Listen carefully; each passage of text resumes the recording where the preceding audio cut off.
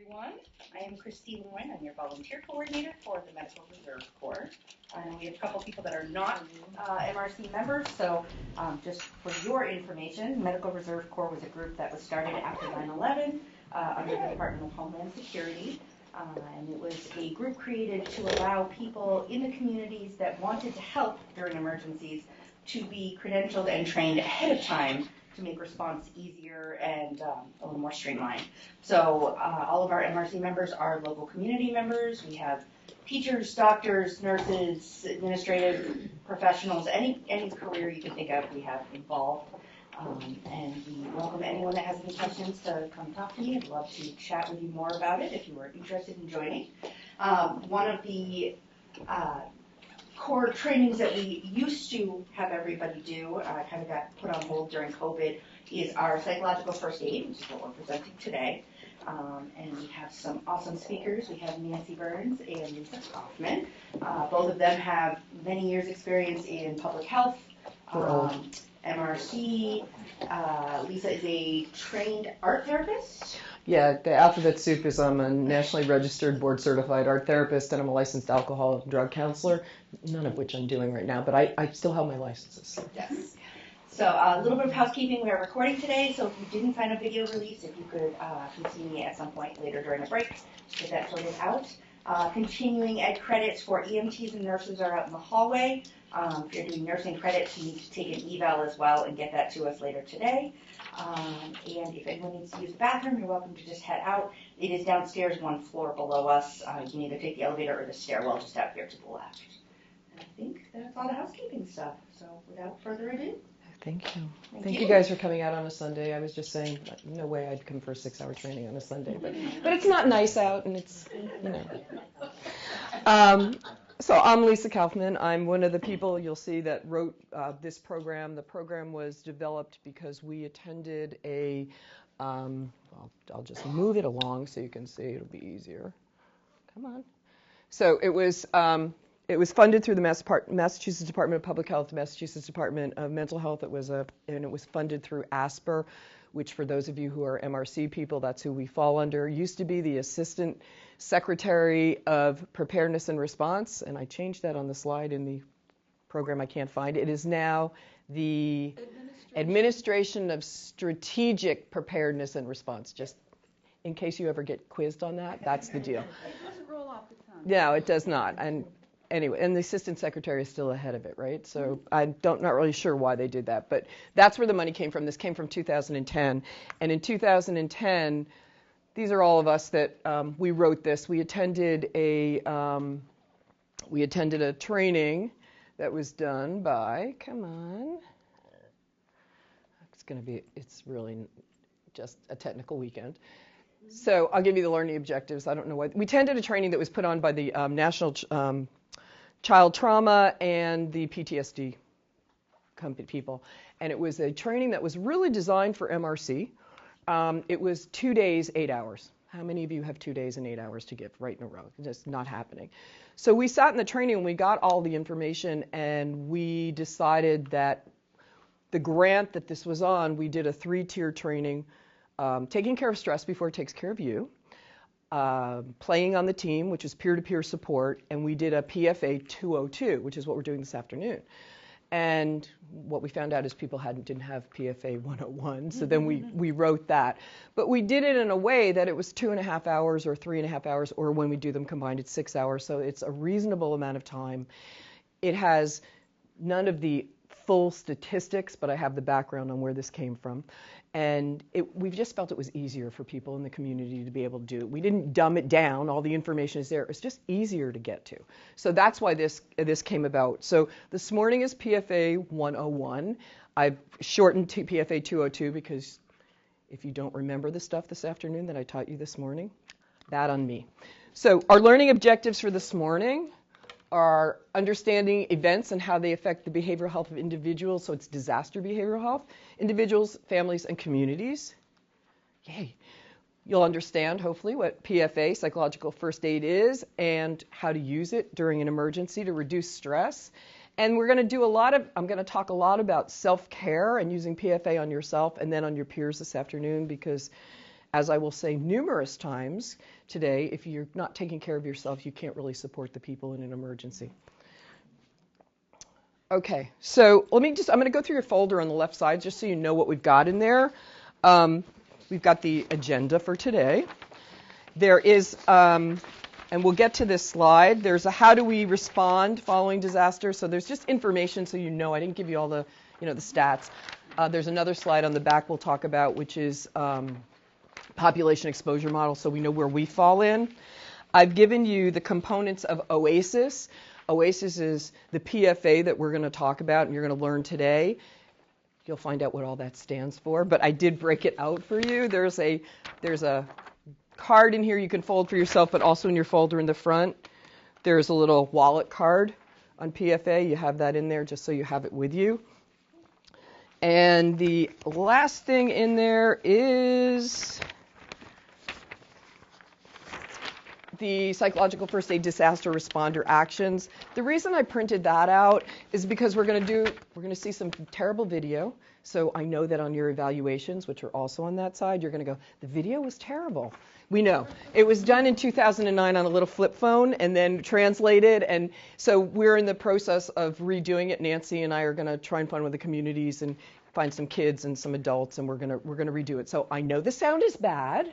You probably, do you have your good, let's plug it in so they really can't hear it. And I know that it's dark, so feel free to write that on your evals, but we know we are doing something about it. It'll just give you a sense of it. And yesterday, just so you know, the video didn't work at all, so we worked through it without it, so not a big deal. There is an eval in there, and I do read them. Why I know the video is terrible, because I got 32 of those that said that last week. And we're going to go through that. Feel free to stop me if you've got questions. I talk really fast, so I'm from New Jersey. I'm a Yankee and a Ranger fan, also a Leafs fan. Very happy about last night. And we'll get over that piece of it. But I do talk fast, so if I'm talking too fast, please let me know, and I will slow myself down, or I'll try to. And all right, so responding to disasters. I used to hand all a lot of this out, but I've decided I've killed enough trees. So if you want any of this, we will, I'll send it to Christy and she'll be able to print it out for you. So this is just disasters from 1999 to 2011, most of them in the local area across Massachusetts. I did some that are further on. I got scolded yesterday because apparently I didn't include Hurricane Irene. I live in Eastern Mass, and apparently Hurricane Irene really affected you guys out here. And somehow when I Googled it, it didn't come up. So I will adjust that. I'm going to pass this around. I used to print it out. It's major disasters and emergencies in Massachusetts from 1635. Yeah, it's really pretty interesting. I think last time I updated it was 2021. Irene is missing, so feel free to write that information in someplace. And if you want it, Christy will send it to you. It's just really, I mean, when I did this in 2010, not from Massachusetts, I was like, the hell is a molasses flood? No idea. So I learned all kinds of things. So I'll just pass it around. You can look at it if you want. So major disasters can be anything from, the transportation, the Green Line. There's an accident on the Green Line. Nobody's really killed, but there are people hurt. But it's a disaster in that local community. There can be a disaster, a fire in a local community where people lose their homes, right? Or have to be transported out of their homes for a short amount of time. So disaster has a lot of different meanings. This is a picture from 2005 from evacuees from Katrina that came to the Cape. And did you respond to that too? Yes. So Nancy and I didn't know each other then. We both responded. Who did you respond with? The medical piece. So you responded with medical, and I responded with Department of Mental Health. At the time, I was with Project Joy, which is a volunteer organization. It's now, it then was that became the Life is Good Kids Foundation. It's now Project Playmaker Project through the Life is Good. So we were doing disaster behavioral health we were there because of the kids that were transported. But the reason I put this up here is because disasters can happen other places and they affect us here, right? Anybody remember the fires that happened in northern Ontario and a couple of years ago, and we got all that smoke and people were having trouble breathing? So things can happen in other places. So a disaster isn't necessarily really close to home. It can be any place. These are some more.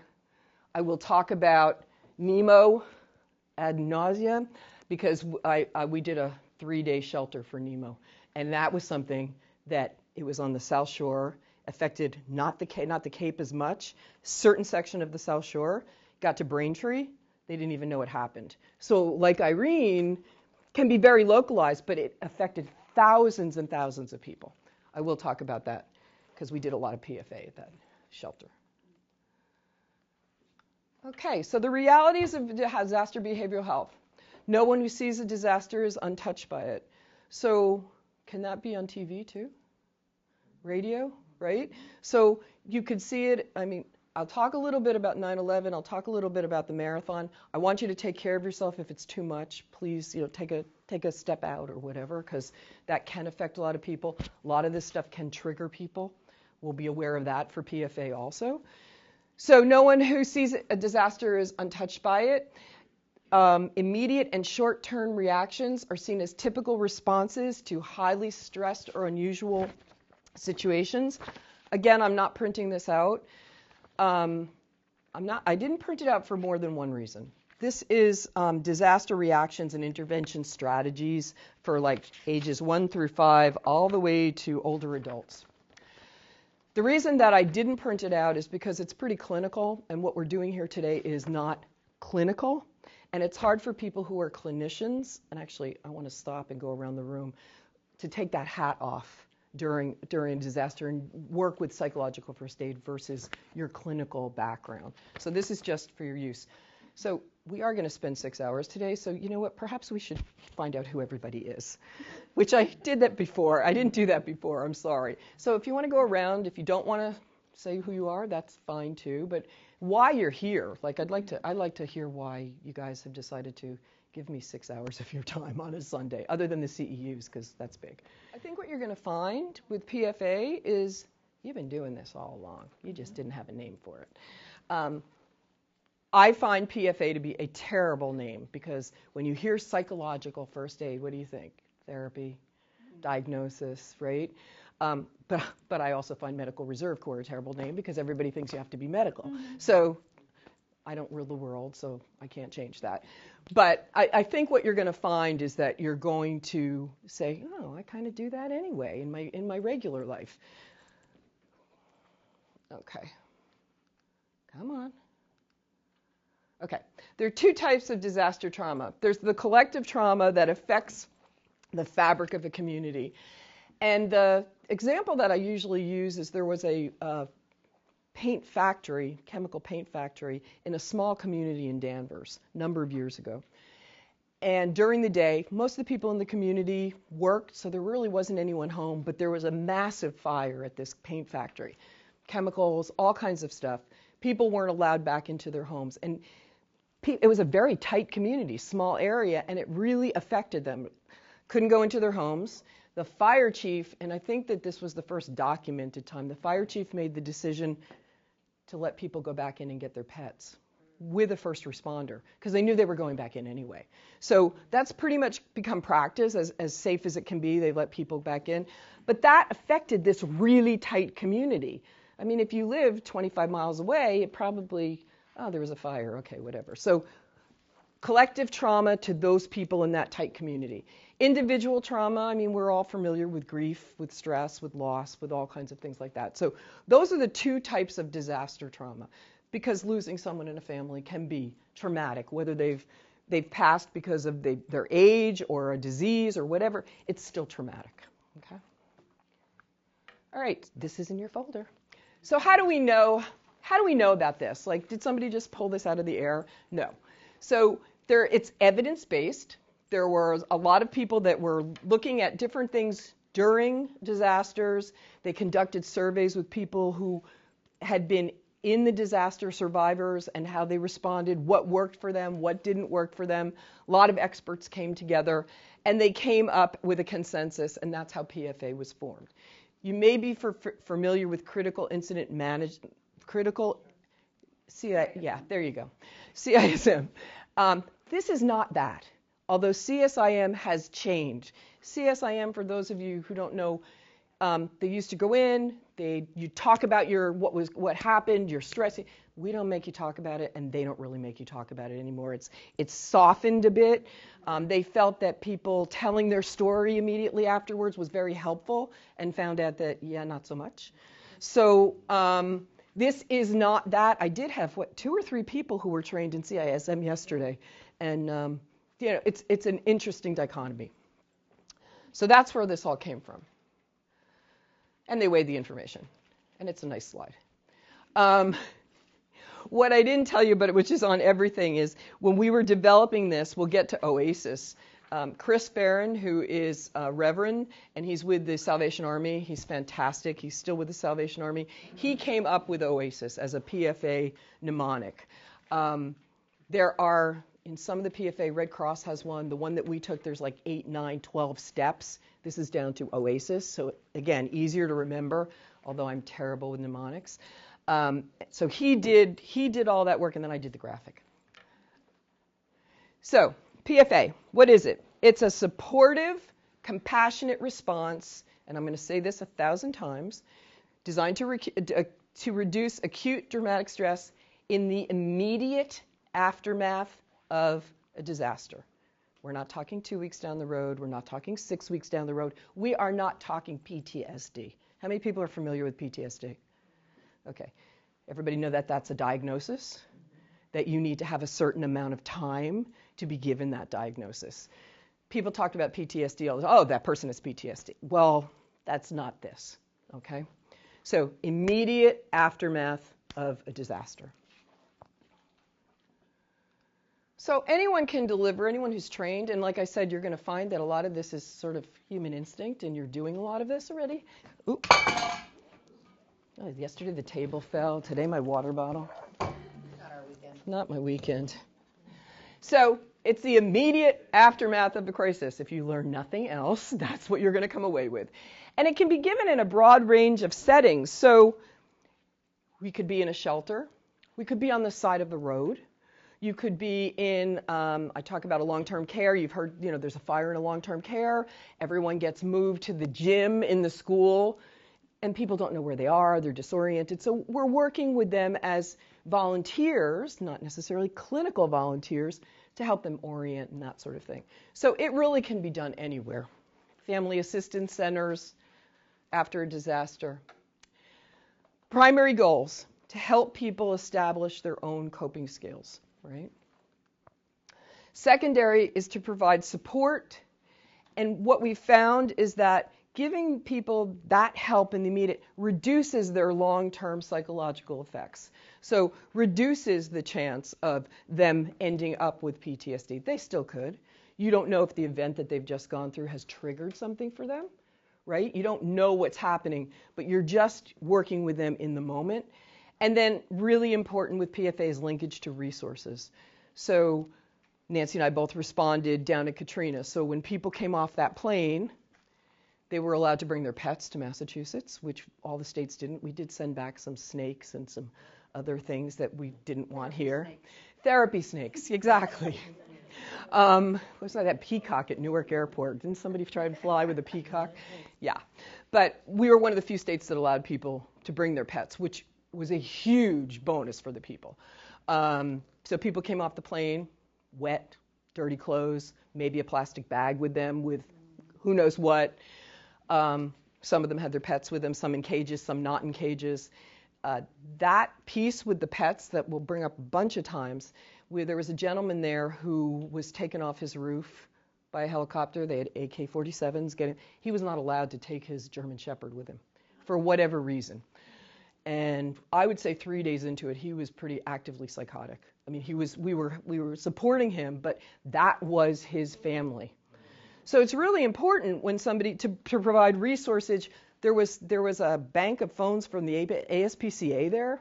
There were banks of phones for people to try and find family or connect with family and other. There were resources there in the immediate, medical resources, clothes, food, hooking people back together.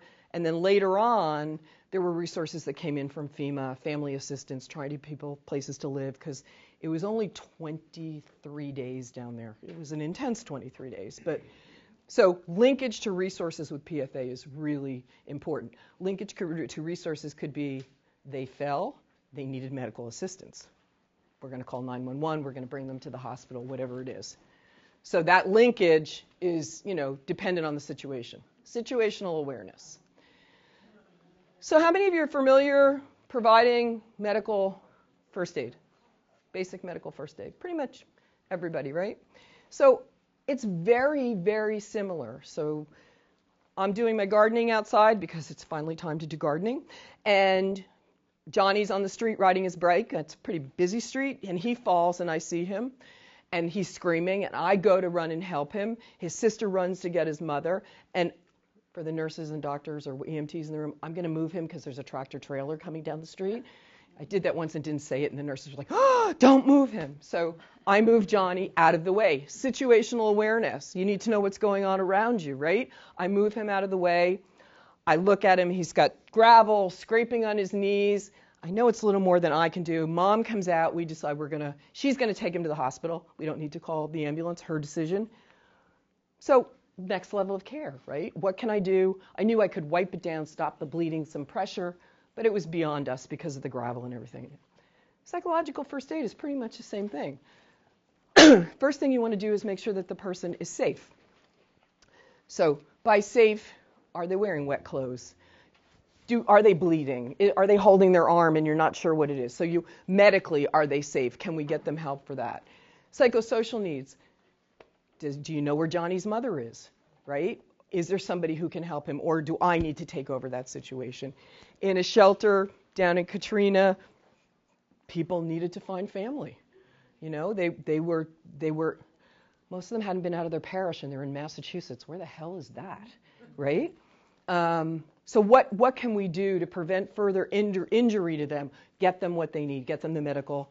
Get them the social connections if they need it. People didn't have their medication. Mm-hmm. You pack up and leave that with the roof of your house. I mean, there's like this much you can carry, right? And then we're going to refer them to the next level of care. So the next level of care may be mental health care. It may be a doctor. It may be they have to go to the hospital. It may be that they just need to talk to somebody. I started out down there.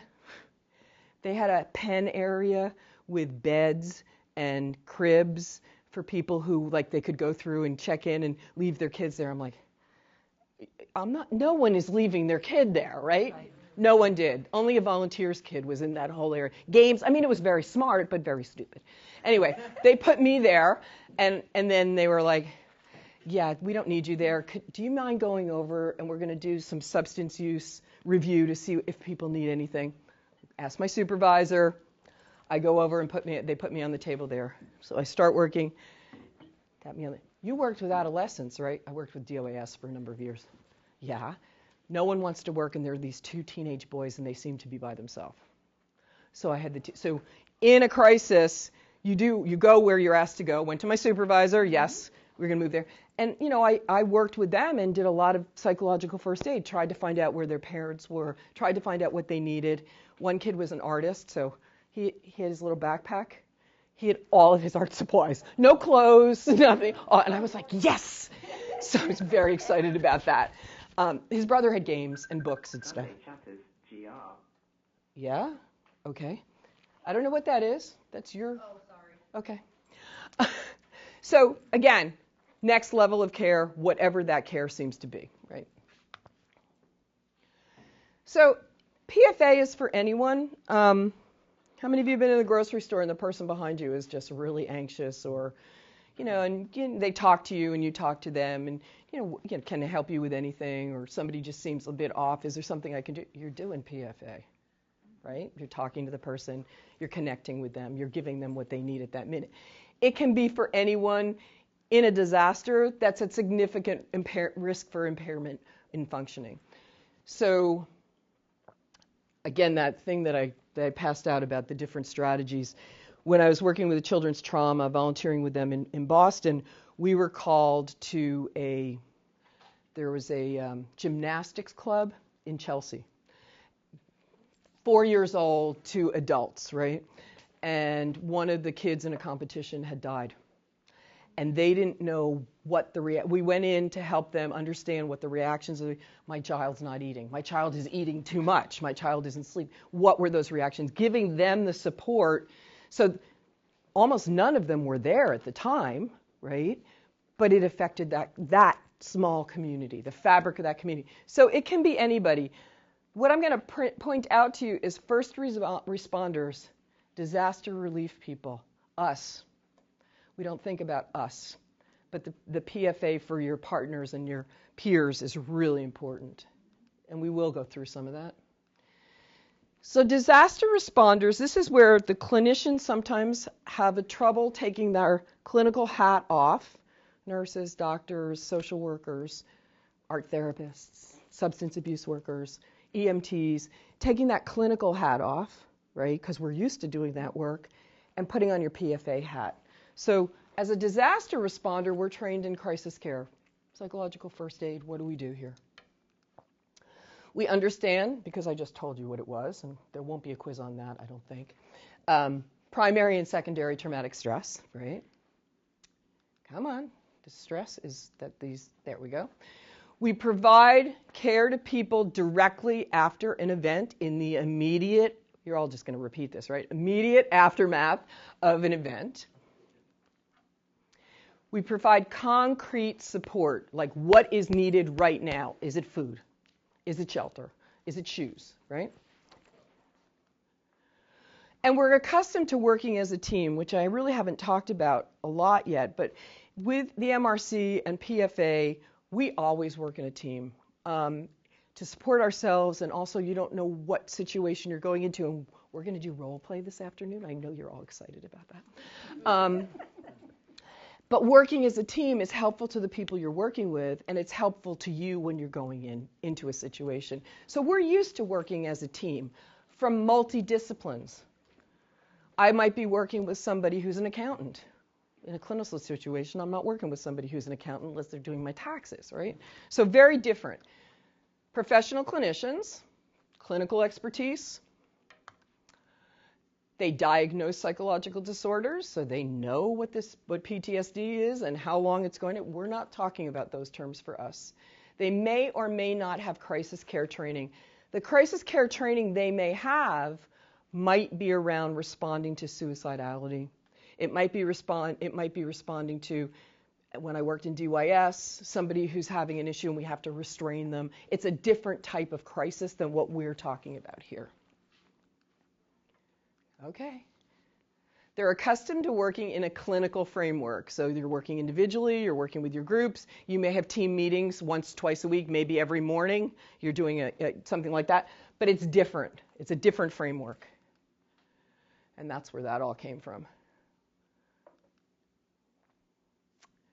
Okay. You going to write for me? So, what kind of attributes do you think somebody who is providing PFA should have? I'm sorry? Compassion. She's going to write. Yesterday we had to ask for spelling on a couple of things. Yeah? Approachable. Tell me if we're going too fast. I'll try and keep up. Okay. Anybody else? Good listener. Great listening skills. Okay. Non-judgmental. Non-judgmental. Somebody said something over here. Calmness. Okay. Empathy. Open-mindedness. Excellent. Okay, we'll slow down. Hold on 1 second. No judging my spelling either. What do we use a different? What did somebody say yesterday? I can't remember. They said something and we're like, she's like, and we used another word for it because I'm like, I can't spell that. Oh, yeah, no. All right, I think I missed one more. Empathetic. Convey focus for that person. Focus to that person. Yep, important. Present. Being present. Okay. This one's going to sound like the inverse of a lot of those, but somebody that has good personal boundaries No. so that your trauma doesn't become my trauma. Very important. No one's ever said that before. Thank you. Really, it's very important. Boundaries are really important. Self-awareness. Yeah, that falls under that. Okay. What do you think might not be helpful? Ooh. Get another color. Controlling. Bossiness. Telling the person how they should feel. Telling them how, so giving advice, Yes. kind of a thing. Somebody said something else? Frantic.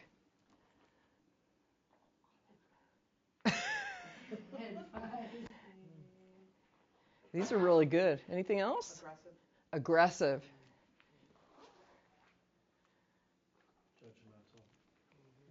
Judgmental. Pardon? Interrupting. Not listening. Yeah, these are good. So now you know that whole list you should be doing, right? Really good, really good. Excellent. Thank you. OASIS. So this is what Chris came up with. So OASIS stands for observe, approach, stabilize, come on, interact, and support. So we're going to go through each of those steps. I did the graphic because those steps all blend together. There's a lot of overlap. You're doing a lot of the stuff at the same time. But this gives you a framework to work from, a way to start it. It's on your little card, and we've got all the disaster responder stuff for you to look at. So, losing my patience. There we go. So observe. So what we're observing is the physical, the emotional, the psychological, what's going on with that person, the spiritual, because we do see a lot of that, responses to a crisis or a disaster, and does that person need some support, right? That's what we're trying to observe. Oh my God. So I'm just going to move this here and go from there. So typical responses to a highly unusual, stressful situation.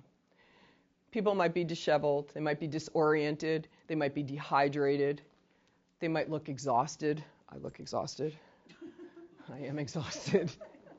Emotionally, they could be sad. They could be angry. They could be overwhelmed. So, some of these things, you're observing it. Like, how do you observe what's overwhelmed look like? Well, you're going to know. I mean, you're going to see that the person, there's something going on there. You might not be able to identify it, but these are some of the emotional responses. Cognitive, impaired thinking. Spiritual, they're angry at God. Why did this happen to me? I'm a good person. What did I do wrong? And what's the meaning of this event? I mean, you might hear things like that. We heard a lot of that down in Katrina. I'm going to talk about the singing later on, because people did amazing things down there. So PFA may be helpful, observing them, may be helpful for anyone who has any of these decreased ability to cope. Looks like they're concerned about the well-being of others. So where's my family? Did my neighbors get out? I can't, what can I do to help them? Because people want to help, even if it's affecting them. They've witnessed the disaster again. They could have witnessed the disaster on TV. I mean, after 9/11, how many people made sure their TVs were turned off, especially when kids were around? I couldn't watch that. I know people. I've lost people that were in the towers. I was there for the first bombing, so it was traumatic event for me. But we turned the TV off when I went down to my sister's. I said the kids can't watch this anymore. It's too much. It's too much for them. It was too much for us. They may have been injured in the event. They may need some sort of support or assistance. So when we're observing what's going on, and of course it's different when it's at a shelter or if it's on the side of the road, or there's a car accident, right? But still, these are the things we're looking for. So there are disaster responder actions. We're going to survey the scene. We're going to look and see what's going on. We're going to notice if there's an individual, a family, a group, and what their responses are to the event, because people can have a response. Their response could be affecting other people in the area, right? And we're going to watch for any responses that may need assistance. So the bad video that I'm going to show, it's a shelter situation. We don't know whether it was a fire, but it's a small shelter situation. So this scenario is the same for everyone. The people in it are pretty much the same. So you've been directed to a young woman with there are actually 3 children, The woman appears to be exhausted, overwhelmed, and the children are acting out. There's a concern about the woman, the children, their behavior, and how they're affecting others around them. So I apologize in advance. We're hoping it's even going to work. So the video's not working, didn't work yesterday either, so we're going to wing it. So in this situation, the kids are acting out, the woman's stressed out, there's a lot of screaming and yelling. What would you do? Invite them to a more private area. If you can, okay. Would you go by yourself? If you're a man, would you go by yourself? Not with 3 kids. Not with 3 kids. Okay. It's working. Hey, you guys gotta chill out. Yeah. He's hey, guys, hey, calm down. I see. It's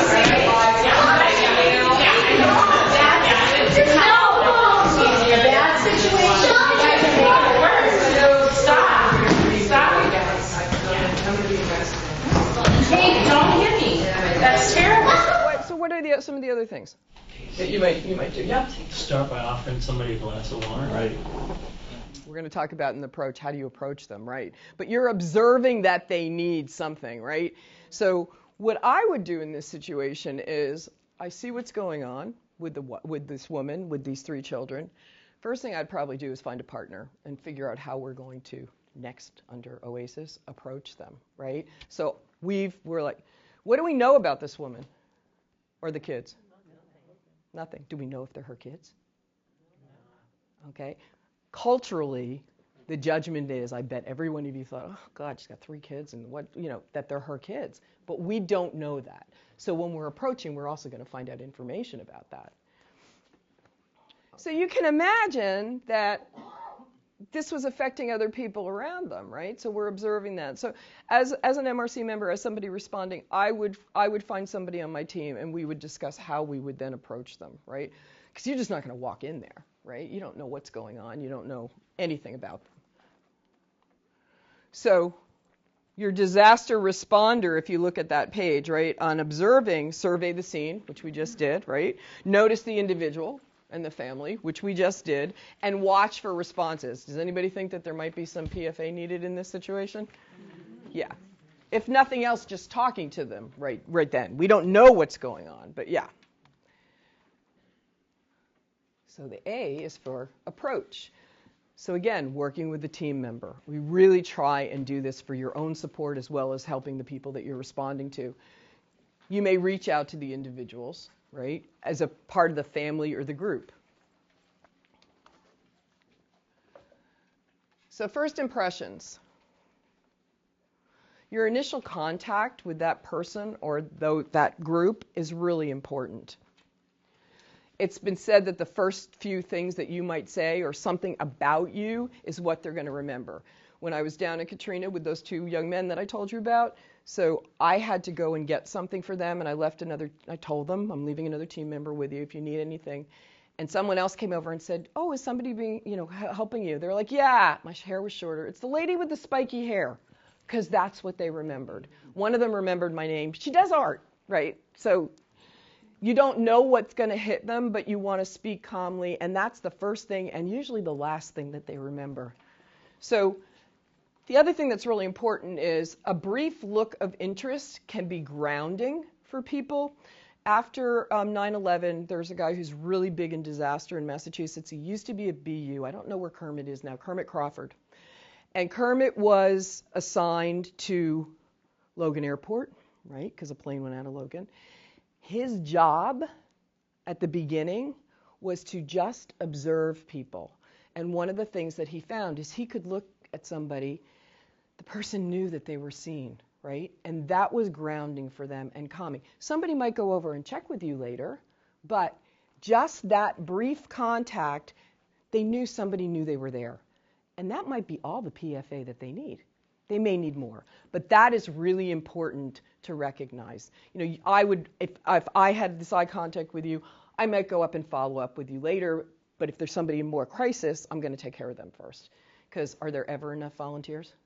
Yeah, no. So, for approaching, you want to be present and aware of your surroundings. Situational awareness. That tractor trailer is coming down the road. I'm going to get that kid out of the street. Situational awareness can mean the tables and chairs around you, your water bottle that you just knocked over. I mean, that could, if somebody's already startled and in a crisis, that could have been a really big problem. Could have been a really big problem for all of you too. Yesterday, we had a table with all the water and the food, and we were both standing at the table. It was just after lunch, and the table collapsed.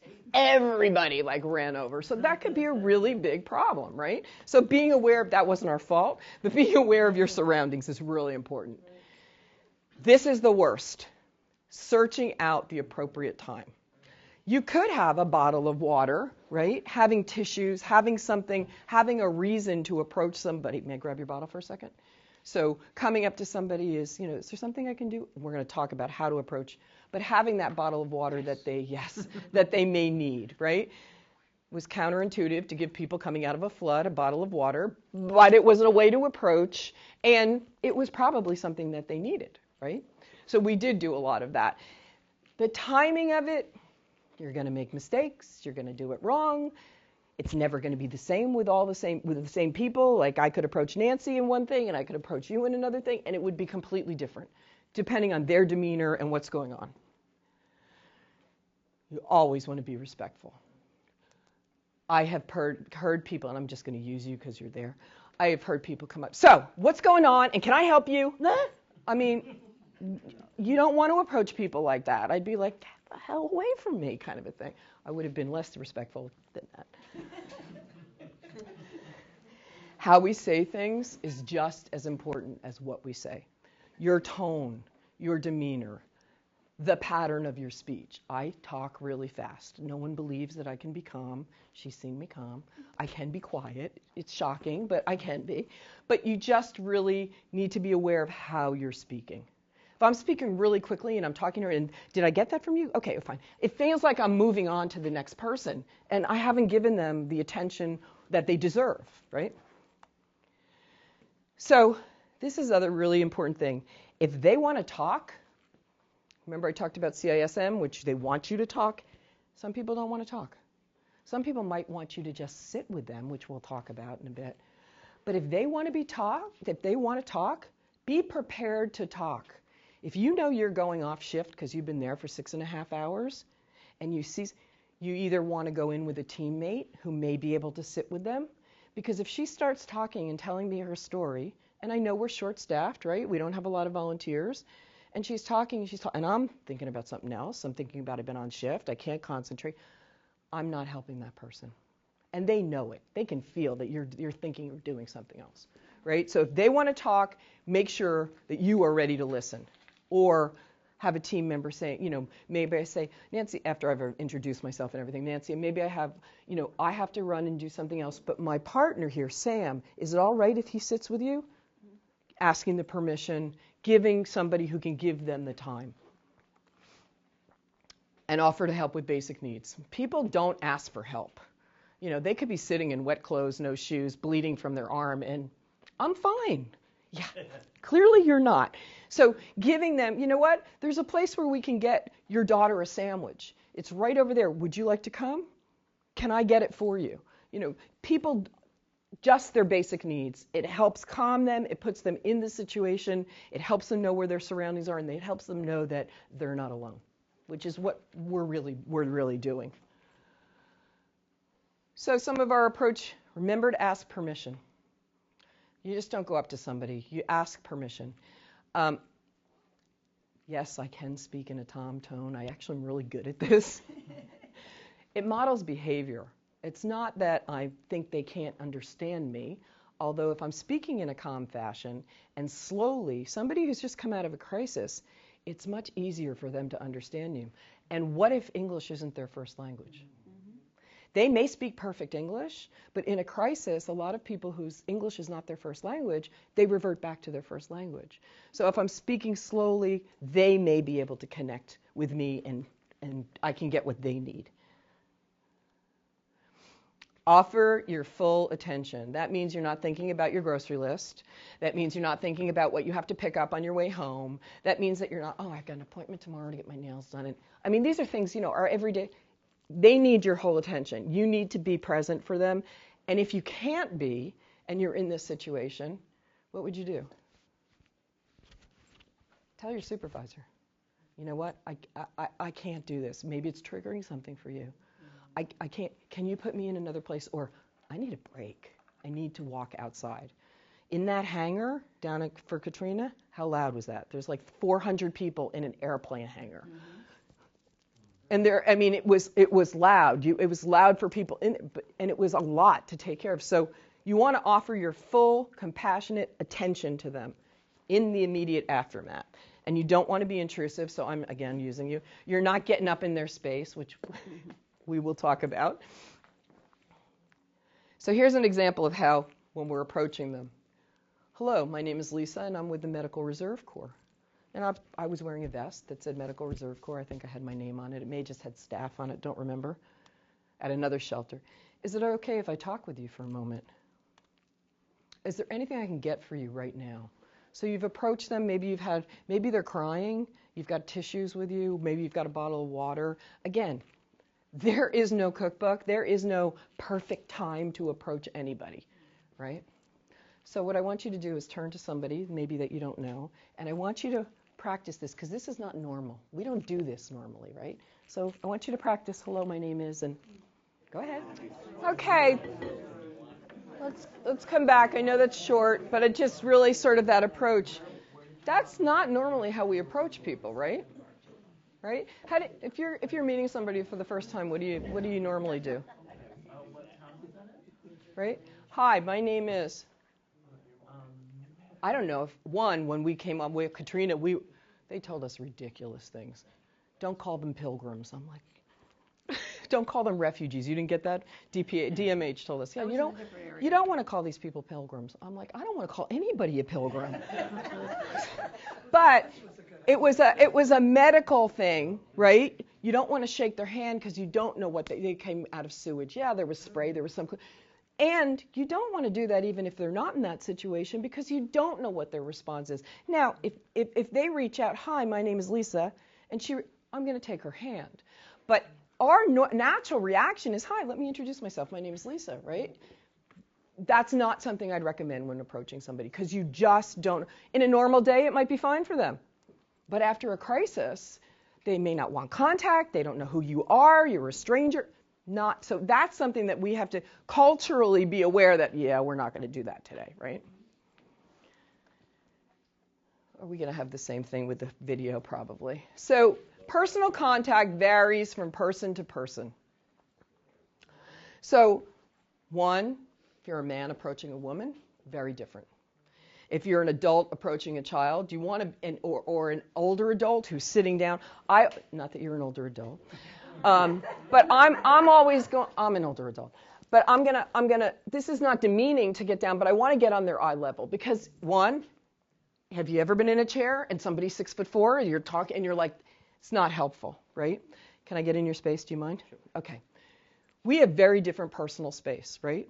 So if I'm like, how are you? And I'm like right in his face. Somebody's in my face, again, from New Jersey. I'm like, I'm physically moving them out of my space. I did this at South Shore Hospital with a group, asked a woman if I could be, and then we did a whole little role play thing. I said, thank you very much for doing that. I said, were you okay with that? She goes, I'm from Italy. Very different cultural space in Europe, right? People are, now, since COVID, you're probably all more aware of everybody in line, right? I know I am, but I know that if I was in the grocery store and you were right behind me, I'd be like, could I just take a step back? Because I don't want somebody in my personal space. And everybody's personal space varies. It's very important to, know that and be aware of maybe cultural things that are happening in that group. If you're called to a shelter, are there refugees that are at that shelter? What cultures may you run into? There are some communities where there's a large Russian community. There's, after the floods in Framingham, was it the floods in Framingham? They put up shelters, and there was a huge Nepalese community. There were a lot of immigrants from a lot of different areas. And again, if you know some of that going in, you're not going to know anybody's culture, and we're going to talk about cultural competence, because I don't believe there is such a thing. but being aware of what you might be running into is important. Okay, so I just said that, cultural and family norms. You might not be able to talk to the wife. You might have to talk to the child because that's the one who speaks English. So you're doing that translation piece. Even if there's a translator, it may still be the kid that's talking, right? Which is not what we would normally do to get information from a family. So being aware of that. Paying attention to body language, verbal cues, eye contact, right? I said making contact with somebody was really grounding. When I worked with DYS, I was an HIV counseling and testing specialist, and I went all over the state, all different kids in different units. And I was on one unit, and it was a boys' unit, and the female staff member said to me, "This kid's really disrespectful. Won't look at me." And he was getting, tagged all the time because he was disrespectful, mostly to the women on the staff. And I went in there, and I'm in a different role, so he was able to talk. In his culture, and I don't remember, I'm sorry, I don't remember what it was, if it's not your family, you don't look women in the eye. Mm-hmm. Yep. So he was not being disrespectful from his culture, and I went out and I told them that. I'm like, you need to look at this piece, right? Because so you just need to be aware. And somebody after a disaster may not want it, they may be ashamed. Maybe they think they set the fire in the house. You just don't know, right? So you want to just be aware of their demeanor and yours. Touching, prolonged eye contact, obviously, crossing into your personal space. I'm not, can I touch you on the shoulder? Yep. I'm not coming in and saying, "Hi, my name is Lisa." Mm-hmm. I don't know. And if you're a man and you're doing that for a woman, I don't know. Even a kid, you don't know what's going on with that person. So in general, I don't touch unless it's something that I've had somebody, "Would you mind sitting next to me?" And they reach out and hold your hand, or they reach out for your hand. Different. It's an implicit permission, right? Or explicit. May I touch it? May I grab your hand? You seem to be shaking or cold. Is there something I can do for you? So again, asking permission because it's respectful, and also you don't know what the reaction is. You might touch somebody and they may slap you. You don't know. You just don't know. So it's your own personal safety too, right? So you don't want to make assumptions about people's experience. We definitely don't want to think that everybody's traumatized, because people aren't. Some people can come out of something, they're fine. They can process it themselves. They can put it into a box. Maybe they're going to need help later, but for right then, they are not traumatized. Again, taking that clinical hat off, recognizing, not going back to your supervisor and going, "Oh, that person is depressed. I think they're borderline." I mean, hair on the back of my neck stands up. I know that they're borderline, but I'm not diagnosing them, even though I could, right? Speaking in terms of diagnosis, you just don't want to do it. Talking down or being patronizing. I mean, I've seen this. You would say, well, why would I do that?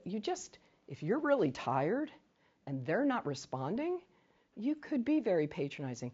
Or I've seen with elderly, again, I know you're not elderly. "Honey, is there something I can do for you?" Somebody calls me honey. Yeah, so not okay. But people think that that's okay, right? "Honey," they're an older person. Or screaming because you think they're deaf. I mean, these are things that people do, or they don't speak the language, so you talk louder, which I never understood that, but we do it. Okay, should we try this? I don't know. I'd say click the red and then give it a second and see if it.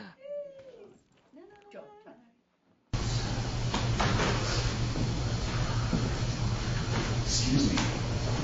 Would you like some water? Sure. Thank you. I also have some tissue if you'd like some tissue. Green and blue. Do you have someone here with you as well? Mine green. No? You might have to see. That's fine.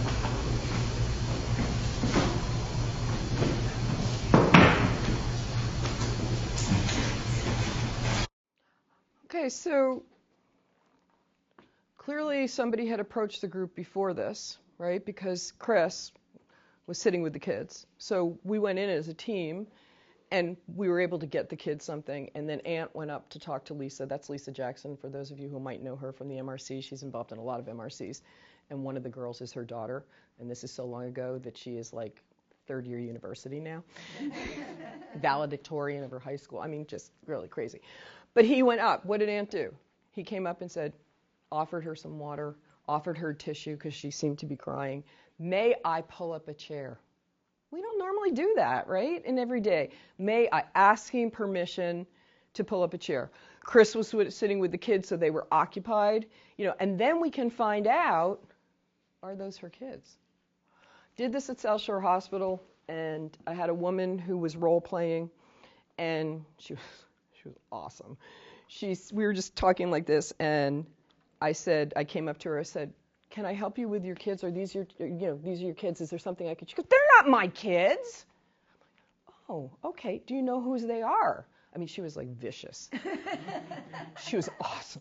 So she said, no, I don't know who they are. So I, as the team, we sort of went over to the kids and we're asking, and I said, one of them was bleeding, so we're going to take. She goes, don't you take those kids anywhere. Don't get them food. Do you know if they're allergic to anything? I mean, she had taken control of these kids, though they weren't hers, and she didn't know who they were. This woman was just, it was so, she was like a plant in the audience.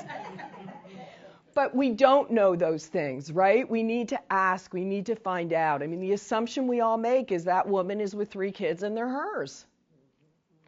But Aunt's sitting with her now. He's approached her. We're going to move to the next oasis, and we're going to find out what's going on, right? So again, no perfect way to approach somebody. In this case, she was crying. He had tissues. Can I get you some water? Can I sit down with you? Maybe there's not a chair. Do you mind if I stand by you? I have had people in the role plays that go, you can sit, but don't talk to me. Okay. Hard thing for a lot of people to do. We'll talk about that too. But fine, you can sit. I don't want to hear anything. Okay. A lot of people can't do that. Yes, I can do that. I know you're shocked. So I will tell you a quick story. So when I was doing my master's, the head clinician, the person who was in charge of all of us in grad school, they went and saw us. They observed us when we were doing our clinical work. And beforehand, she goes, I don't believe that you can sit with somebody and not keep your mouth shut. I mean, we're all friends, so. And I was like, well, I mean, she apologized to me afterwards because she came, we were videotaped. She goes, I apologize. She goes, you did a fabulous job. Because the impression you have, I mean, how many of you are clinicians, social workers, whatever, you're not the same with your patients. There's a boundary. There's something else going on. And that's the same here, right? You just want to be aware of that. So is there anything besides what Aunt did that you might do, or Chris was with the kids, that you might do as a team member when you're approaching this group? They split them up, right? They gave the mom or the woman a break, which seemed to be good for the kids, seemed to be good for her. So again, in a team. Now that was a team of 2 men. Don't know if I would have done that. I was part of the team originally, and we did that intentionally. We pulled the team because that's who was there. Because don't forget, you don't always have the recipe for each group, so you work with what you've got.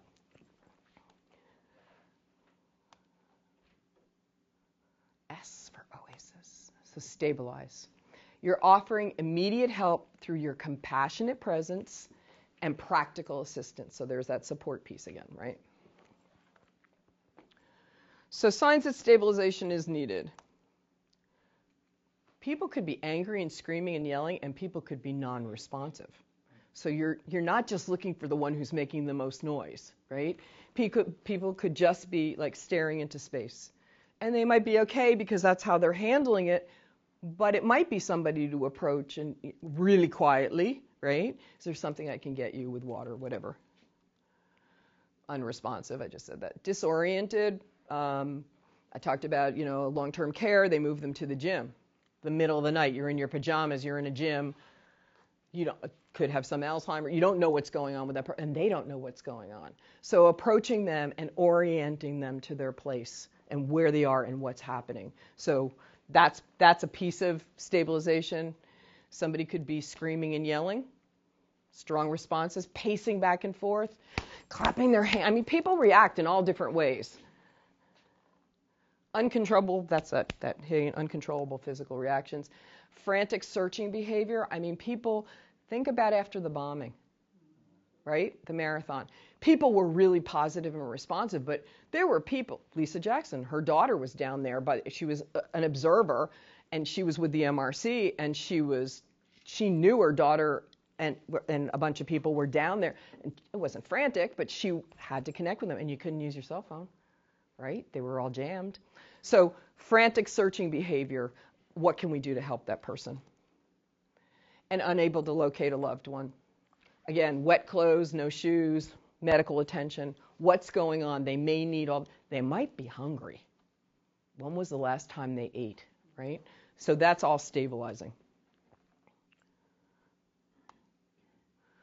So we're going to identify ways to help the individual. Again, situational awareness, and there is no cookbook. Every person and their needs are different. Let them know that support is available. They may not want, I'm good. I don't need you. Okay, well, if you find you need something, anyone in a yellow vest can help you. There'll be a briefing over there at about 1 o'clock if you've got questions, or just grab one of us and we'll be happy to. They may not want any information. They may not be ready to get information, and you don't want to overload them. So let them know what's available. The phone banks are overavailable. The ACA/PCA has a phone bank over here. During NEMO, we had somebody, after the roads were opened, finally somebody dropped off games and videos and stuff for the kids. So we had a toy area for them. So know what's available yourself. I mean, I respond with we gave people little fanny packs, which now are back in style. You can wear them this way now. But we gave them to all of our volunteers, right? I mean, ugly, but what are you going to do? But you can put your water in there. You can put your glasses in there. You can put your medication in there. I've got crayons. I've got little things a pack of cards, right? So, and you can wear it this way now if you want. I mean, I no judgment. And if you think somebody needs a behavioral consult or a medical consult, and you just, again, hair on the back of your neck or whatever, you go with your intuition, speak to your supervisor. Or follow your ICS. I mean, if your supervisor, if you've been told, if you think they need medical, find the medical supervisor. Whatever your incident command is in a situation like this, really critical to stay within your incident command. If you think the person needs medical attention and you're an EMT, but that's not your job,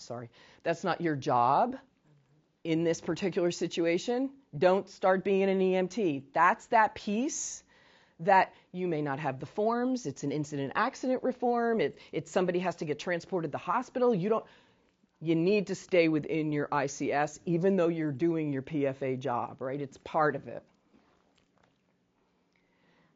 So some of your... You see something urgent by the Yeah. way. I noticed, how many of you are EMTs? Quite a few of you. I mean, if you notice somebody needs medical care, you want to notify your supervisor, this guy needs medical care, I really ought to be doing this, is that okay? Because if somebody's bleeding out, you want to treat that. That would supersede pretty much anything. Yeah, or you get you let them know there's an EMT on site who that's their job. If they're bleeding, you're doing, yeah. I mean, basic, if it's within your clinical expertise, right? Not within my clinical expertise. I might put pressure on a wound because I've done the stop the bleed and I know what to do with that, but, I'm not. But if you're, yeah. Now, play your position. If you're supposed to be doing psych first aid, do psych first aid. But if that is going to trump it, they start to look pale, cool, diaphoretic. Yeah. Call the supervisor and either get an EMT or be the EMT, but don't just go to psych first aid. Yeah, no, definitely not. So again, our reactions for this when we're stabilizing people, your full attention. That's what they deserve, and that's what you should be giving them. Speak slowly. Use words that are easy to understand, not in a demeaning way, but again, there could be a language problem. There also could be when people are traumatized. You need to be really clear and use small words because there's so much going on. Think about when you're upset. If somebody starts talking to you, you can't process it, right? So you need to just speak slowly and in clear, small, concise words. And again, like moving the people from long-term care, you want to orient them to their surroundings. Not in a demeaning way. I mean, it sounds like, oh my God, I need to let you know where you are, and you're in a gym, and you're going to be okay. People need to know where they are because it's soothing, because it gives them perspective, it gives them their own coping skills. Okay, I know what time it is, I know what day it is. You fall and you hit your head, what's the first thing they ask you? Do you know what today is? Do you know who the president is? Do I want to know who the president is? Oh, sorry. I'm okay right now, but, asked me a year ago and I wasn't. Anyway, so you want to orient them. It's really important that they know where they're going. If appropriate, you want to speak about aspects that are under their control or that are under control. The fire's been put out. No one's been hurt that I'm aware of. There will be a briefing so we can get some of your questions answered, right? So aspects, you're safe. That's hopeful, right? There's medical care here. There's food here. Whatever it is, you're not giving them false hope. You're never going to say everything's going to be okay, and everybody does that. You're going to make mistakes. You're going to say the wrong things. My supervisor down at Katrina and at Edwards, she actually said, and we talk about things to avoid, she actually said, I know exactly how you feel. And she stopped herself. Because even if you have had a house fire when you were 9 years old and that person had a house fire you don't. I mean, it's not. So she said, I apologize. I can't possibly know exactly how you feel. So own it. We all make mistakes, and you're going to. I mean, you're going to say, because you want to be helpful, and you want to say the right thing, and you're going to say the wrong thing because, oh, I know how you feel, because you think that's going to be, yeah, no, you don't. And you want to help the person focus. What is it they need right now? Do they need a phone? Do they need to contact a family member? So I'm going to talk about phones for a minute.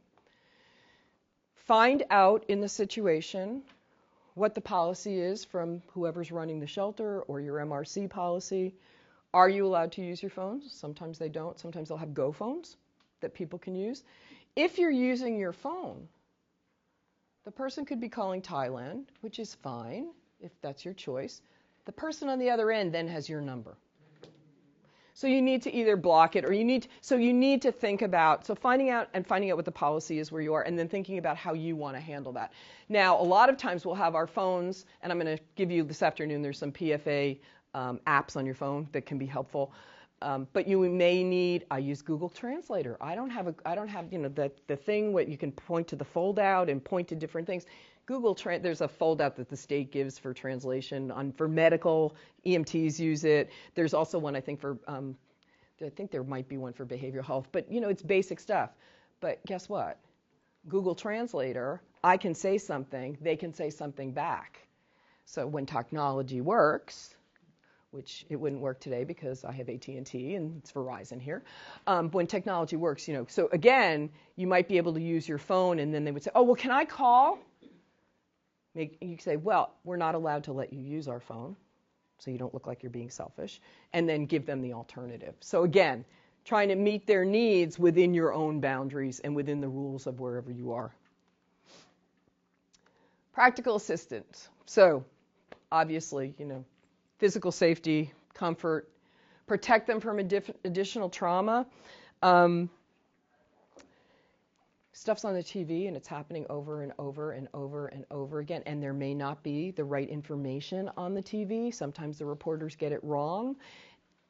It can be re-traumatizing. So if it's possible to help somebody, I'm having a hard time hearing you. Would you mind if we moved or turned around or so that they're not watching that TV? Because they may not even realize that's re-traumatizing them, but it's the same thing. You can't find your family. You're looking in the crowd. I mean, you want to remove people from re-traumatizing them. And this happens. I've worked too many shelters. Rumors? Mm-hmm.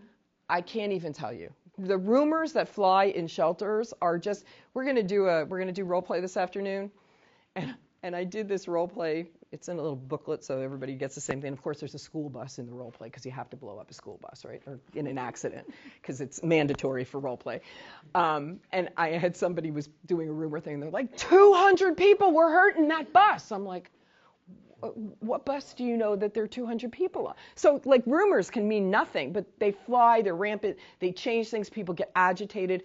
So you want to clarify any rumors. If you don't know, what do you do? Say you don't know. Say you don't know. What else?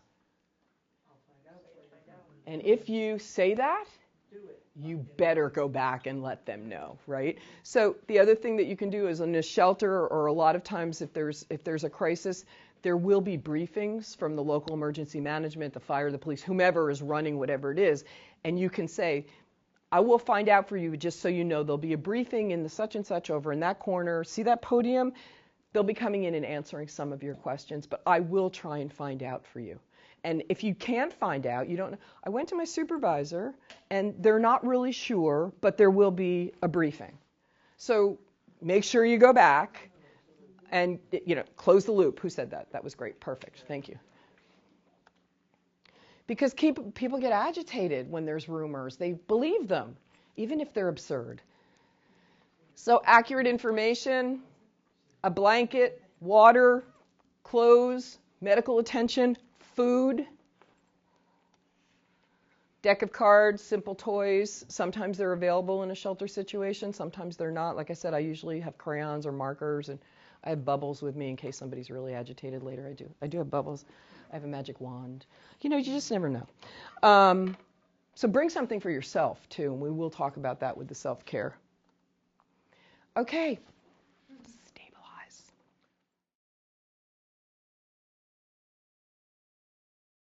Attention for her immediately if you like. Okay. Good job.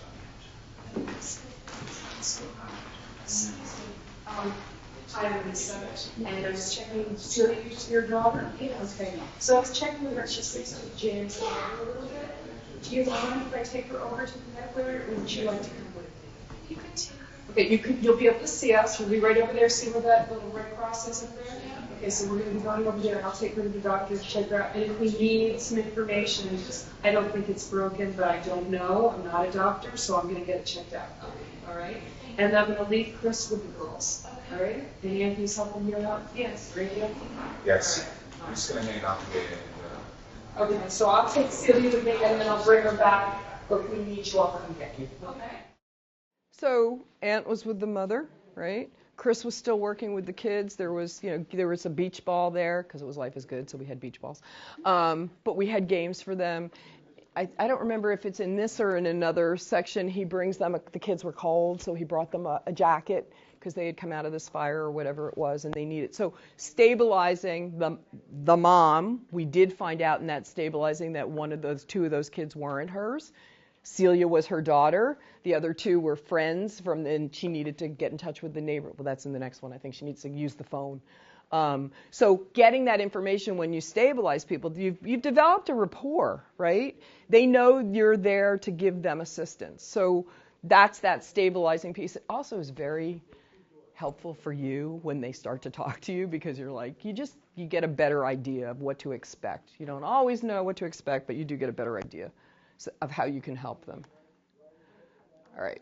Anything you think that you might have done with this group other than what you saw us do? No? Okay. Again, it's hard.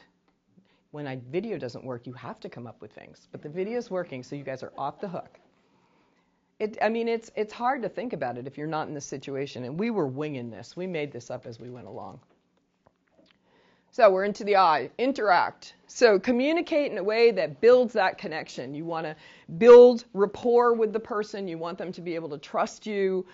You want to trust what they're saying is the truth. It isn't always the truth. It may be distorted because of the crisis, but you need to go with the information that they're giving you. And their goal here is to help them maintain their ability to cope and to function, right? Support in the immediate aftermath. Now, in a lot of crisis, I'm one of these people that in a crisis, I'm in action, right? I'm going to crash about 3 hours later. Or when I talk about the shelter, you'll know it was longer than that. But that's what I do. Some people completely shut down. That's okay. That may be their coping mechanism for the moment, right?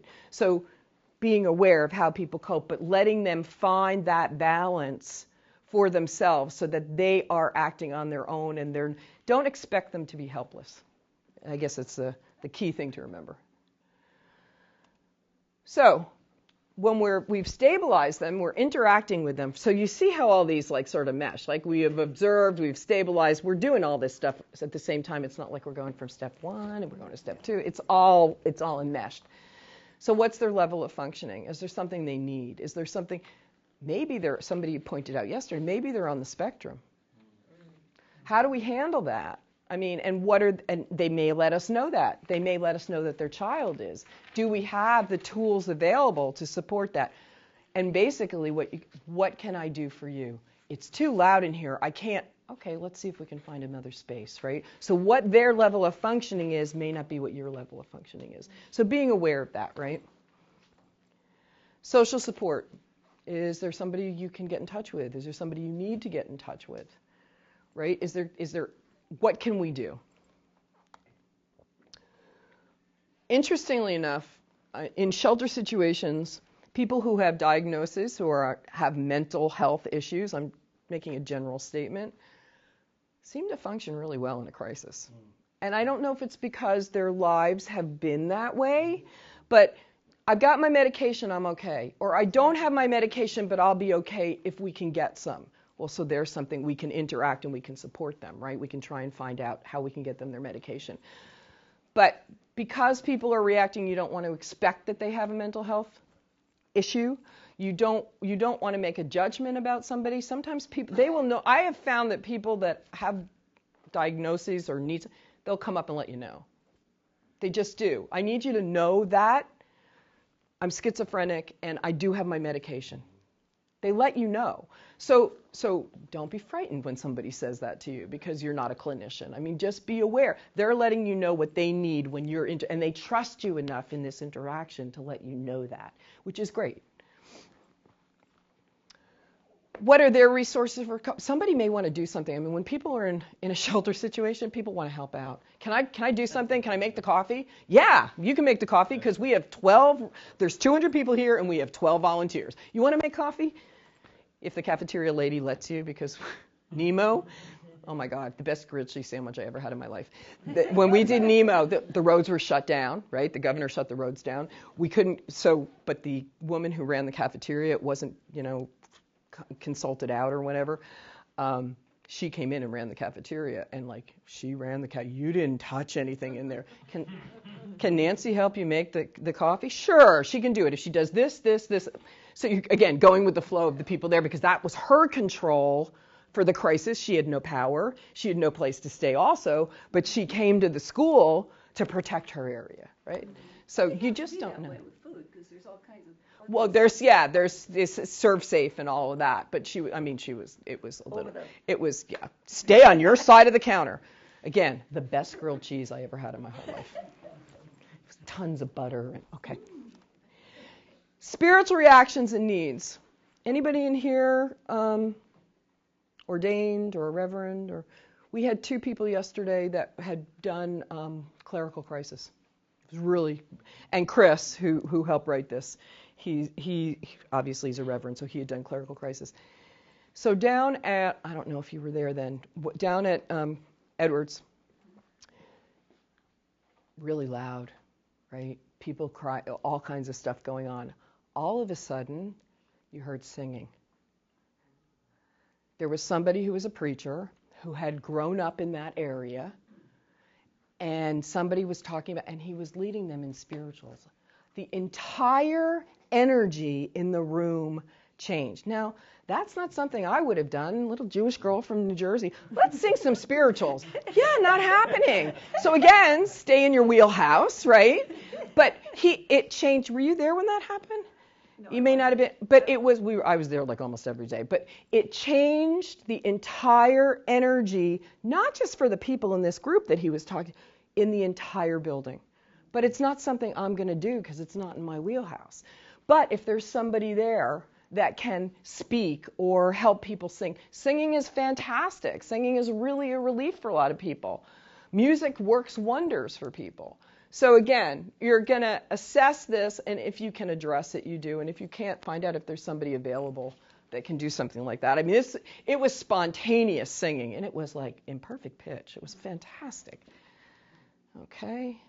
All right, this is in your packet too. So population exposure. Like, you always hear about the people that are right there, and they're affected, the seriously injured, the bereaved immediate family members, people who are exposed to the incident. It's on the back of the other one. I was trying to save an eighth of a tree. So they're the bereaved, people who are in the disaster zone, who may have been. Think about the train that overturned with all the chemicals in that town. Think about the levels of people that were exposed or not.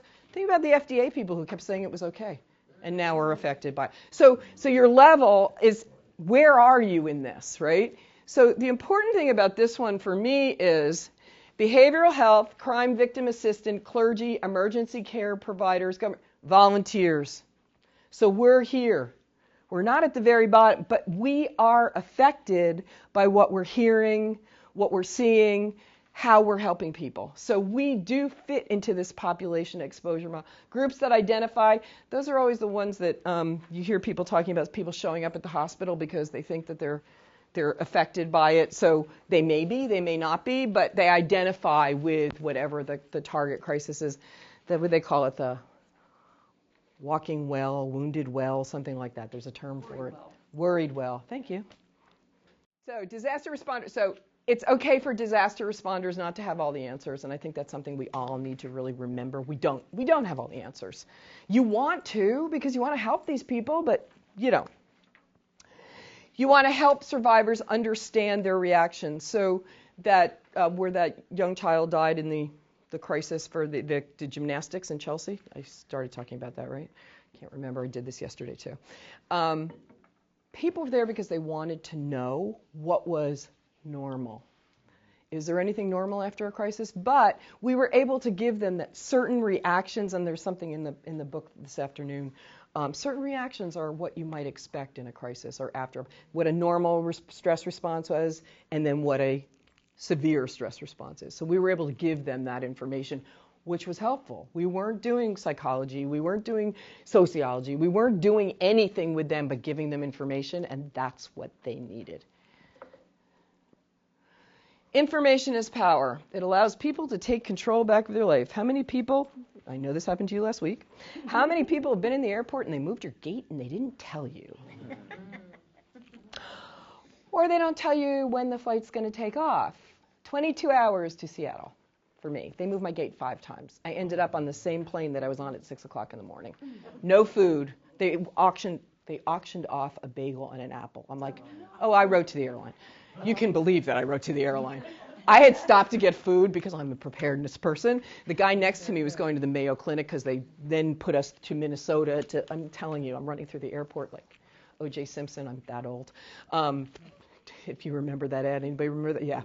But I'm running through the airport at 2 o'clock in the morning. Yeah. Anyway, this guy was going to the Mayo Clinic, and I had stopped to get food because you think there's going to be food on the plane. Talk about traumatized. He wasn't going to be able to eat after a certain time. I'm like, I got a yogurt, an apple, and a half a sandwich. It's all for you if you need it, because there was nothing on the plane. So talk about information and being traumatized. Like, they could have said, you're going to be at such and such a gate. We think you're going to take off at such and time. And you may want to buy a sandwich. Yeah, no, nothing. So information is power. So giving people the basic information that you have. Yeah. And if you're not sure, give them the margin of error for your information.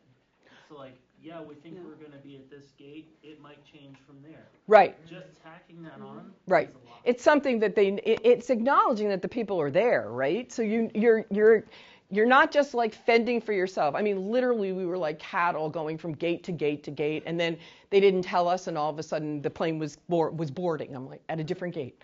So again, information is power. I think it's really important to keep that in the back of your mind. So, think you could be overwhelmed in a crisis situation?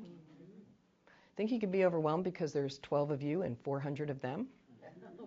I mean, that's a reality, right? How do we do this? How do we help all these?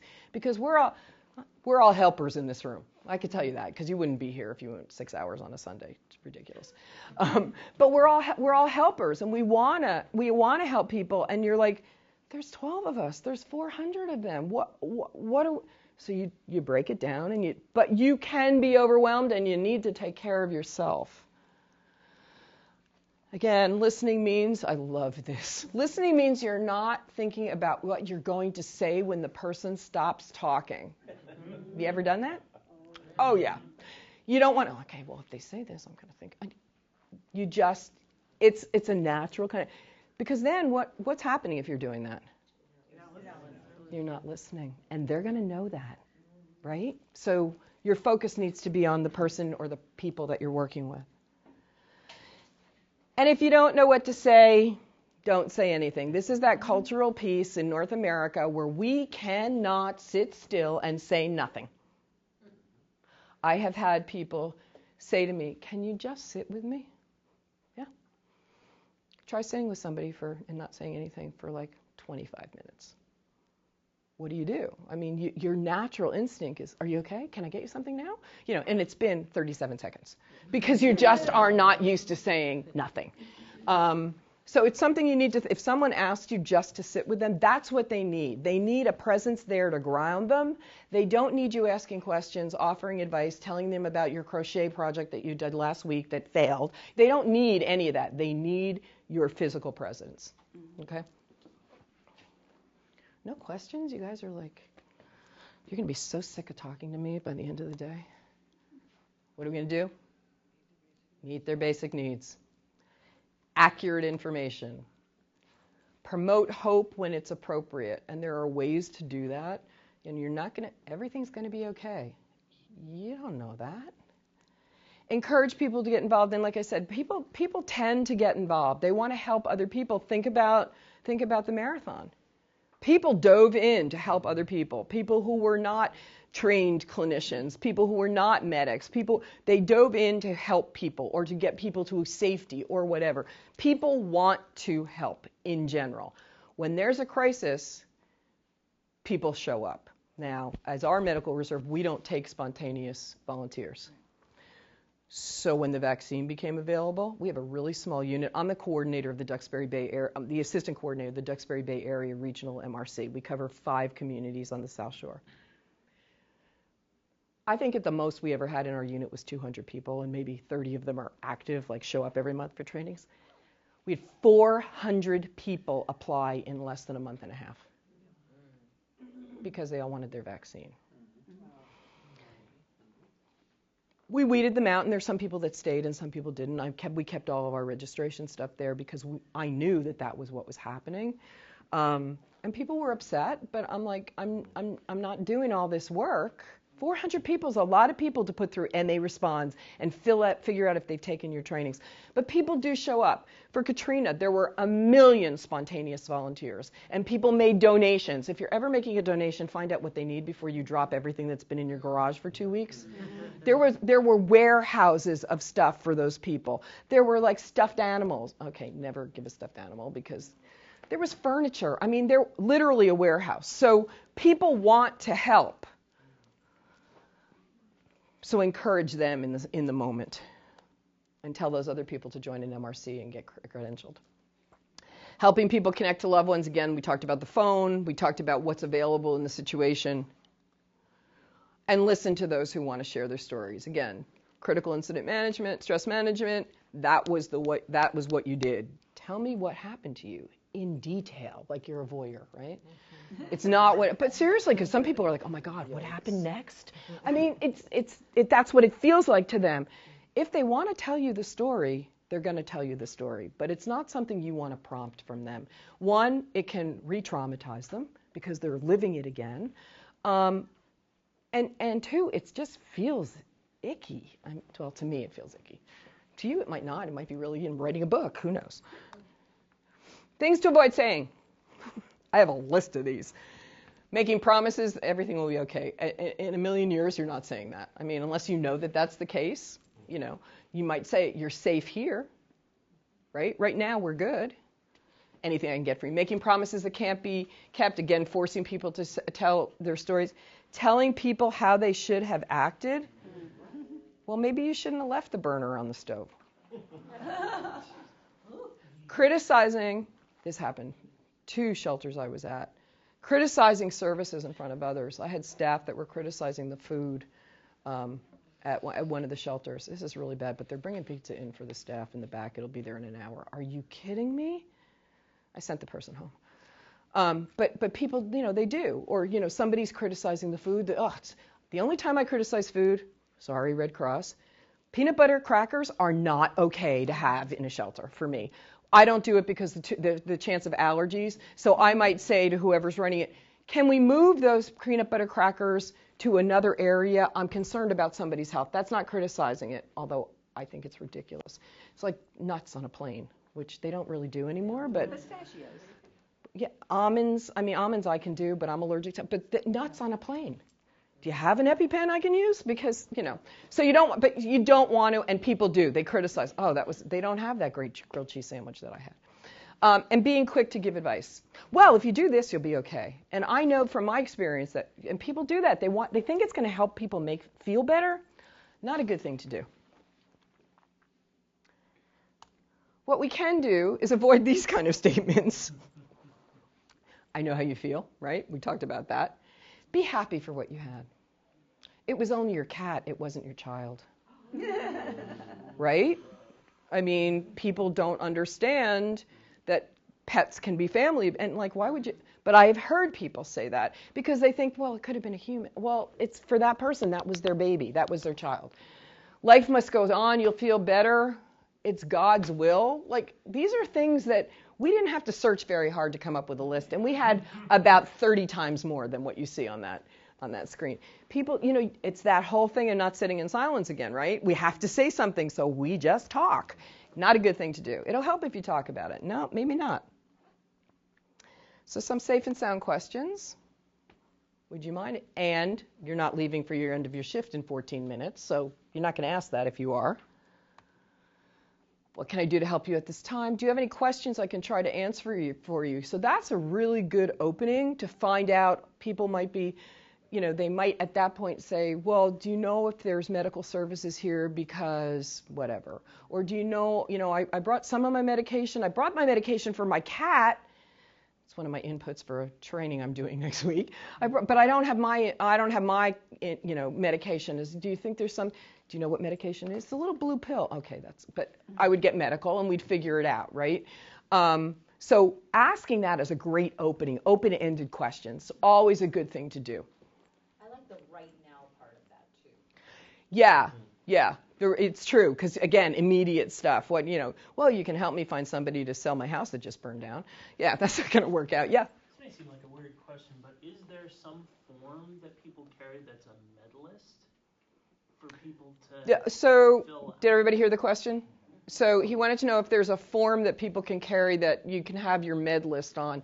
Some of the fill it out if somebody doesn't know what they take or.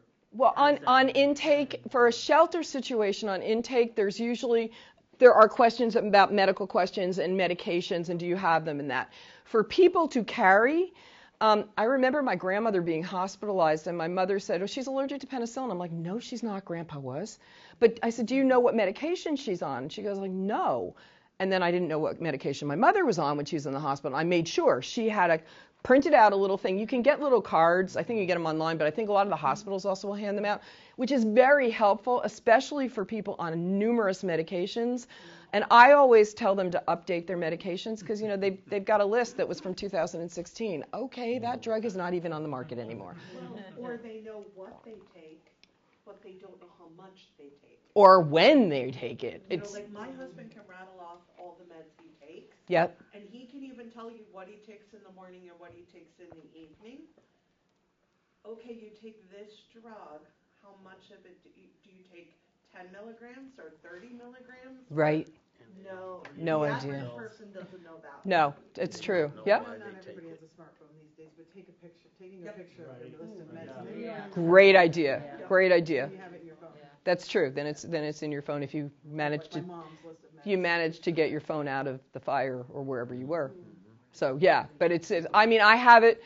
I go to a doctor for a checkup. I bring them a piece of I have 4,732 allergies. So I just give them the paper because I'm not writing them all down. But I give them my med list. I give them any vitamins or whatever I'm taking. But so there are forms that people can carry. They don't remember to update them. And then that's like helped. A disaster responder carrying something to help people sort that out, like a flow chart. Well, it would be the medical person. Gotcha. Because if I'm checking them in, if somebody says to me, I don't know what milligrams that means or what pill it means, it's not in my wheelhouse. Right. So they might put that down on the intake form in a shelter situation, and then I would pass them over to the medical person, and then we would find out what's going on, and hopefully the shelter manager, whoever's running it, don't know how the shelters are run out here on the South Shore. The emergency shelters are put up by the emergency management, whether it's police or fire. As Medical Reserve Corps people, we support them. In certain parts of the state, the MRC stands it up, and they're in charge of it. So you really want to find that out in your community, how that works. But we have forms, and we know if we're called in and they don't have a plan, which is 4 out of the 5 towns that we cover, we have information that we can provide. That's this year's Aura grant that I got. We managed to we're putting a shelter plan together that we can provide those forms. But yeah, if somebody doesn't know, I would hand that off to somebody else. And again, giving that person to someone else to help them with their meds is very stabilizing, because your meds are something that, especially if you're on a number of them and you need to take them. That's why the guy with schizophrenia, I don't have my meds, you need to know that, right? They come forward and say something like that. Interact.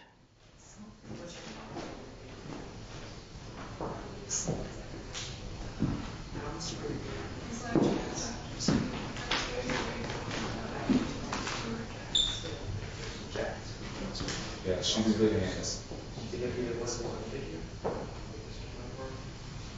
just a short while, I'm going to bring me back. And anytime you'd like to go over, I can show you exactly where she is. Bring her over as well.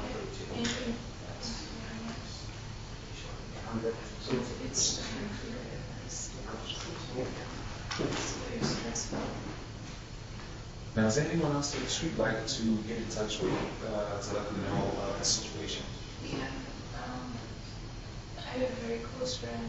She helps me out. Okay. I know. Okay, so just say grab a cell phone, and then I can let you use my phone. What do you think you might do to interact further with this group? We know that I took one of them off to the medical area. We know Chris seems to be playing with them. And what might Aunt be doing at this point, interacting with her? Ask her what she needs. What she needs. What her needs and Yep. needs in the moment are. Yep. How about a phone?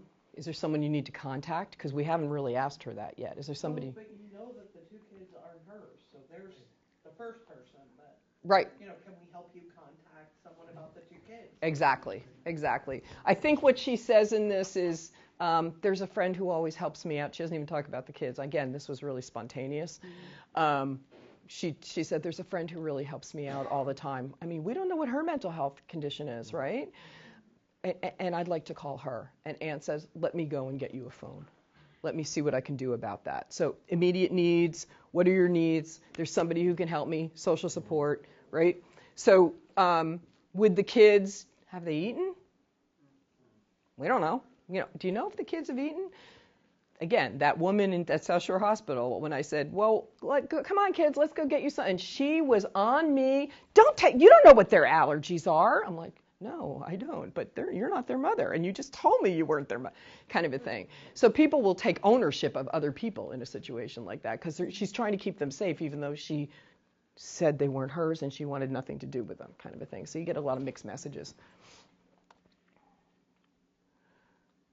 We just talked about that. Support. We're almost at the end. Encourage behavior and actions to promote well-being and reduce long-term stress and distress effects.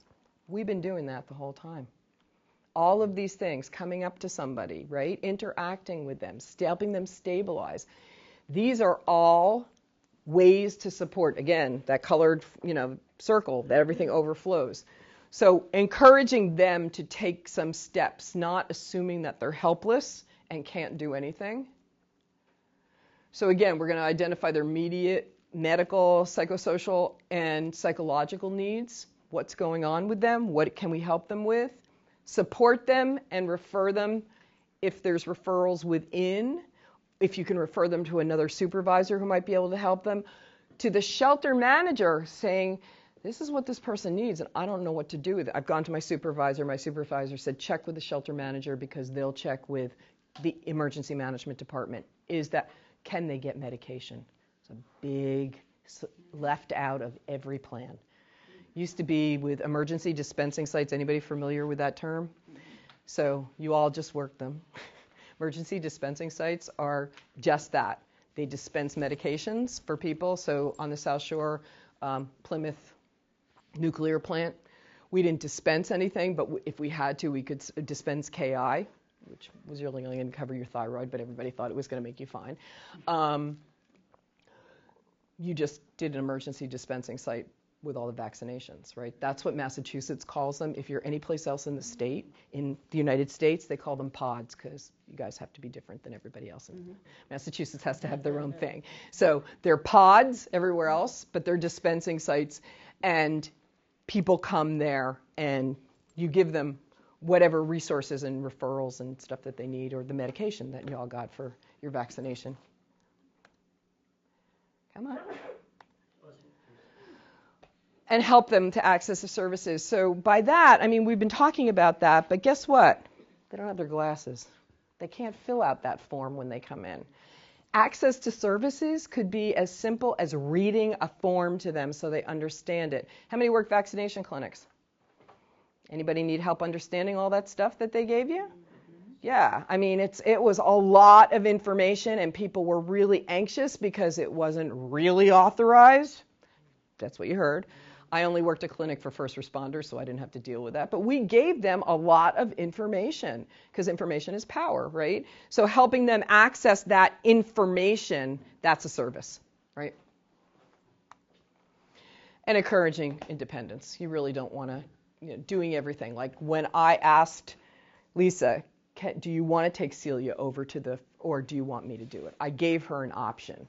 Now, sometimes I would say, let's walk together to get a sandwich. They need to get up from that chair. They need to start doing something for themselves. I'm not waiting on you. There's 12 of me and 400 of you, right? So giving them back that independence, that they're not injured in that same way. They're physically able to do it. So if you see any of this, and can you see depression? Not really, but I was told to put that there. Mental illness, people, you're going to know if people, again, the hair on the back of your neck is standing up and you see something, you get a supervisor. I always add elder abuse because it's not something people talk about a lot, but especially in a crisis situation with a family like that, even the way somebody is talking to an elder can be, severely abusive. So you just want to be aware of it. Are you going to walk into the middle of a domestic violence situation? But if you see it, it might be something for everyone to be aware of, right? You don't always know what's going on. So Nemo, I got a call from the EMD. This is when we showed up. Somebody who lived close by was the shelter manager, set up the shelter. I couldn't get there because I live in Weymouth, and the shelter was in Marshfield. And they shut the roads down. Now, supposedly, the stadies understand that this is okay. They don't. Because MEMA doesn't talk to them, they don't talk to the NDPH. Anyway, it says shelter workers can respond during that time, but people aren't aware of it. But I knew I couldn't go, long story short. She was taking care, Dawn was the shelter manager, and she was basically the shelter manager for 36 hours, right? Because very few people could get there. Nemo shut down that whole, the 5 towns we have are Marshfield, Duxbury, both coastal communities, Hanson, Pembroke, and Whitman, which are more interior, which is great because the people in the interior can come and respond. You couldn't get across. None of the rivers, none of the bridges, the trees were down, the power was out. So our whole area was shut down.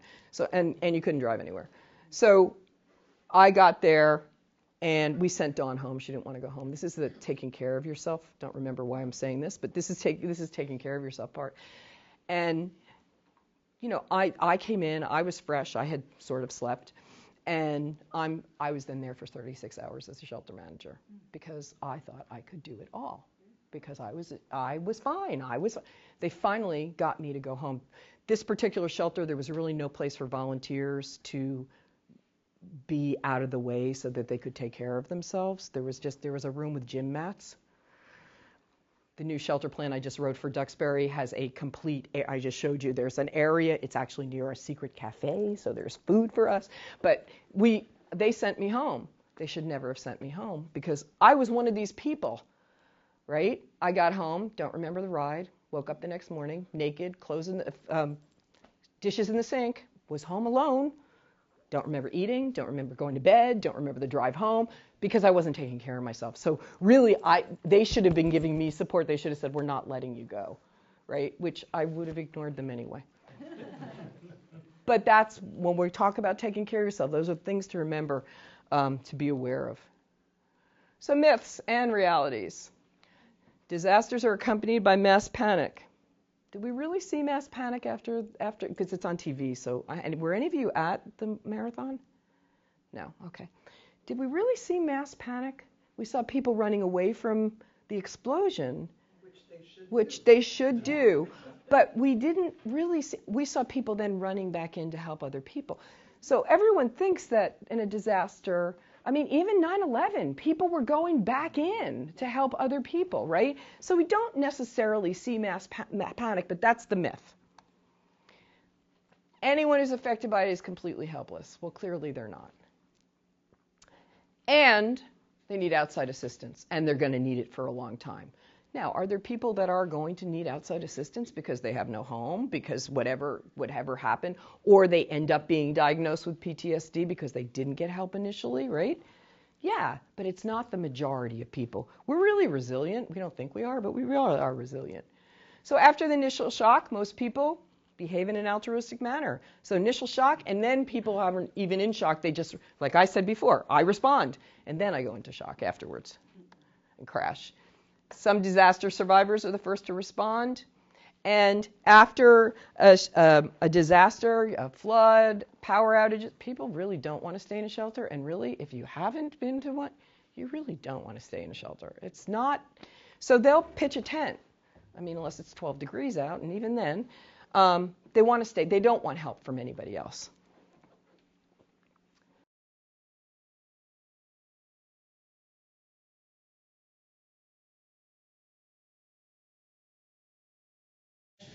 Good. And how about you? Are you okay? Are you injured at all? I know you're trying to get everybody just to say, I'm feeling much better. Good. You're in really good hands. You're in really good hands. I'm just going to check with Chris and about the girls, and if there's something else you need, we'll all be around, okay? You can hang on here as long as you like as well. I'll give you some privacy while you phone call, and I'll be just over here to the side, okay? Okay, thank you very much. But he offers her support. I think Chris gets jackets for the girls because they say they're cold. I think we offer to take them, to show them where the sandwiches are, where the food is, and she makes a call. And Aunt steps away and says, I'll give you some privacy, because that's another thing that you want to do. You don't want to be like on them the whole time. You've given them the tools that they need. Let's step away. If you need me, I'll be over there, or you can grab somebody else in the team, right? Okay, self-care. And we're going to talk about this a lot this afternoon too, but this is so important. If you are not taking care of yourself, you are not going to be able to take care of the people that you are supposed to be taking care of in the crisis. Like I said, 36 hours, I was not functioning on any way of, I made a bad decision. I drove, it's not 5 minutes drive. I'm on Route 3 in snow and ice, driving home. You know, how many people have followed your ways and not remembered where you are? You zone out, right? So you want to take care of yourself, and you want to take care of your peers, because they may not know that they're beyond the point of being helpful. They may be snapping at people. What do you mean that's what you want? You know, we just don't know. So Things to notice about yourself, right? Concentration, you're like, you can't focus on what you're doing. You're really tired, but you're going on it. Feeling unappreciated. What do you think that looks like? Oh my God, these people are so much work. They're so needy. I can't, and I've been here for 4.5 hours, and no one's even asked me if I needed water. Right? So you're focusing back on yourself. Loss of enthusiasm, that can happen really easily because it's like a lot. It's a lot. Excessive use of alcohol or drugs. I see anybody using drugs or alcohol I'm sending them out, but there are, I'm taking my medication. I don't know what they're taking. Tobacco is included in that. Now, most shelters are in schools and you can't smoke, but if they're going outside, they're not doing their job, chain smoking. This is from NA, HALT, which for me, it's like I'm a visual person, so I see that stop, right? So are you angry? Are you hungry? Are you angry? Are you lonely? Are you tired? These are things to like check in with yourself. What's going on? Is any of this happening for me? And then what are your self-care tools? So paying attention to your own limitations, because we've all got them.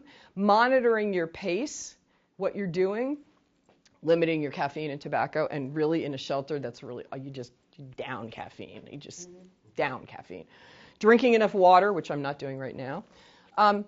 Take relaxation, stress reduction, and refreshment breaks. So my supervisor down at Edwards, Ashley, the one who said, I know exactly how you feel, she, after the first day, realized that the noise in the hangar was really, she needed to go outside. So she came prepared the next day. She brought her own food because she didn't like what they were providing, and she had a dietary issue, and she brought her own food. She brought her headphones. This was 2005, so she brought her headphones or whatever, plugged her tape into the car. She left the hangar for her break. She went out to the car. She did some stretching. She did some breathing, and she sat with music and ate her food because that's what she needed to do. Now, you may need to go, maybe you go and do yoga outside. Maybe you find a room where you can read a book. Whatever it is, maybe you're bringing your knitting with you. I don't know what it is. Everybody needs to know what they can do to just take them out of that space, and it might be breathing. Om. I was doing that in the car driving here yesterday. So find out what that is and make a toolkit. Know what you've got to do. Recognize when you're hungry, when you're angry, when you're lonely. And how are you lonely in a shelter? You've been sitting at that registration table talking to people and no one's supporting you, right? So it's a different kind of lonely. Or when you're tired, right? Because we're not tired. We're just going to keep going because we're the Energizer buddies and we don't need any help. We don't need to talk to anybody because we're responders. Oh, sorry, did I hit the thing? So recognizing your own symptoms, again, that's a really hard thing to do because we don't want to look at ourselves and what's happening, right? Identify where the source is. What are you angry about? Oh, I'm angry because I haven't eaten in 4 hours. I need a sandwich. I need a break. If you've got a good supervisor, you will have been given breaks.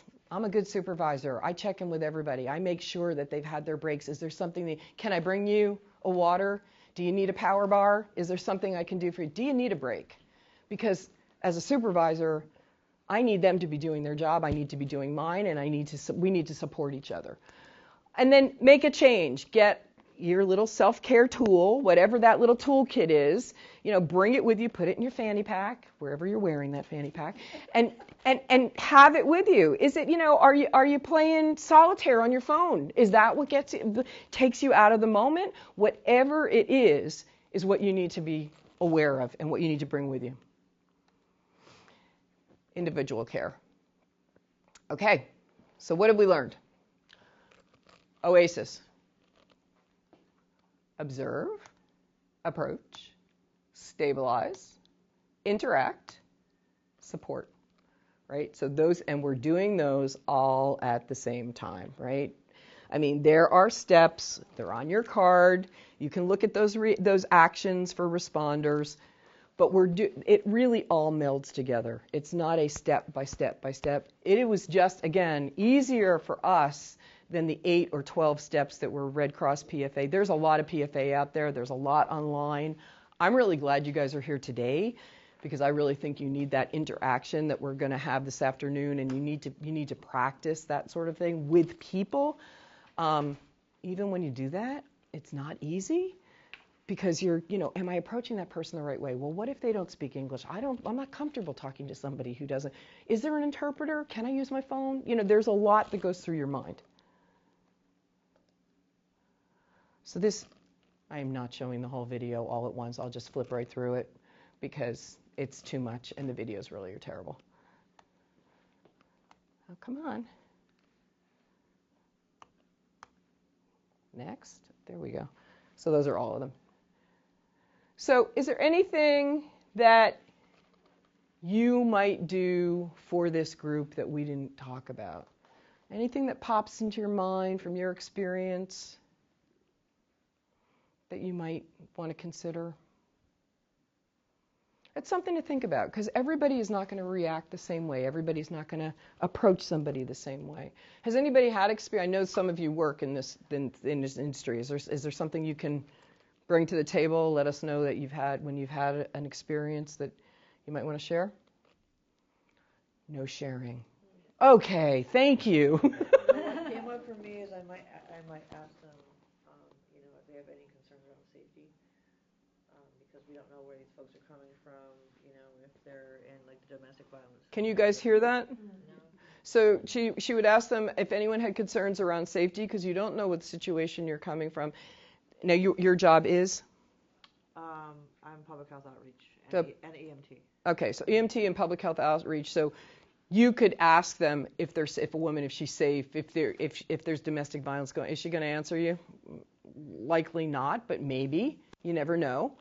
So you're in a little bit of a different situation with the domestic violence, but it is something to be aware of. Again, when you're talking about domestic violence and you see that group together and the husband is directing everything and you think that may be a cultural thing. You don't know. So don't make the assumption. We bring our own assumptions and culture with us, and it's sort of like when we're doing this, we have to put it aside, like the woman. Okay. 20 laps. Like we have to put it aside so that we can make a decision like the woman. We all decide, that was her 3 kids. 3 kids, you can't control her 3 kids. And everybody around there was probably thinking the same thing. We find out 2 of them aren't hers. They're neighbors, right? Or they're her kid's friend or whatever. So we need to put our assumptions aside. You need to remember that when we do the role plays this afternoon. Put your assumptions aside. It is really hard to do PFA with your peers. We're going to talk about that later. Finding out what the services are for wherever you're responding are really important. So when you're going to, if I'm sending somebody to the MRC out here and you guys are doing a shelter, I'm sending one of my people because we do that through the state, I'm going to find out what the situation is. I'm going to find out if there's any cultural issues I need to know about, like is there an immigrant population that I just need to let people understand that there are interpreters there, that there's medical people, there's an EMT 24/7. Is it safe? I've had people send people to shelters. It's not safe for those people. I won't send my people. There's like a whole checklist of things. And I know a lot of the coordinators, so I'm sending them to Nancy. I know that she's going to take them out for breakfast. I mean, she's going to take care of them because they're taking care of the people in need, right? Just so you know, Nancy's history, remember the gas explosion? Nancy and 2 other MRC coordinators coordinated all of the volunteers for that without the help of the state or anybody. How many volunteers were there? Oh God, I mean every day, well it was 3 communities. It was Andover, North Andover, and Lawrence. And it expanded over the course of like a week and a half. And just briefly, here I am sitting at my kitchen table and my phone starts going off. Bing, did you hear about the gas explosions? I'm like, gas explosions? Bing, did you hear that there's this big thing going on with gas explosions and pipes and people are evacuating? What? Bing, here's a map of where things are starting to explode. Here. I'm like, what? So I call my boss and I say, Jeff, have you heard about the gas explosions? What? And I said, well, maybe you want to talk to Joanne, who is our counterpart in Andover at one point. Yeah, she's in Lexington now. And so he calls Joanne. He says, do you need any help for the gas explosion? She says, yes.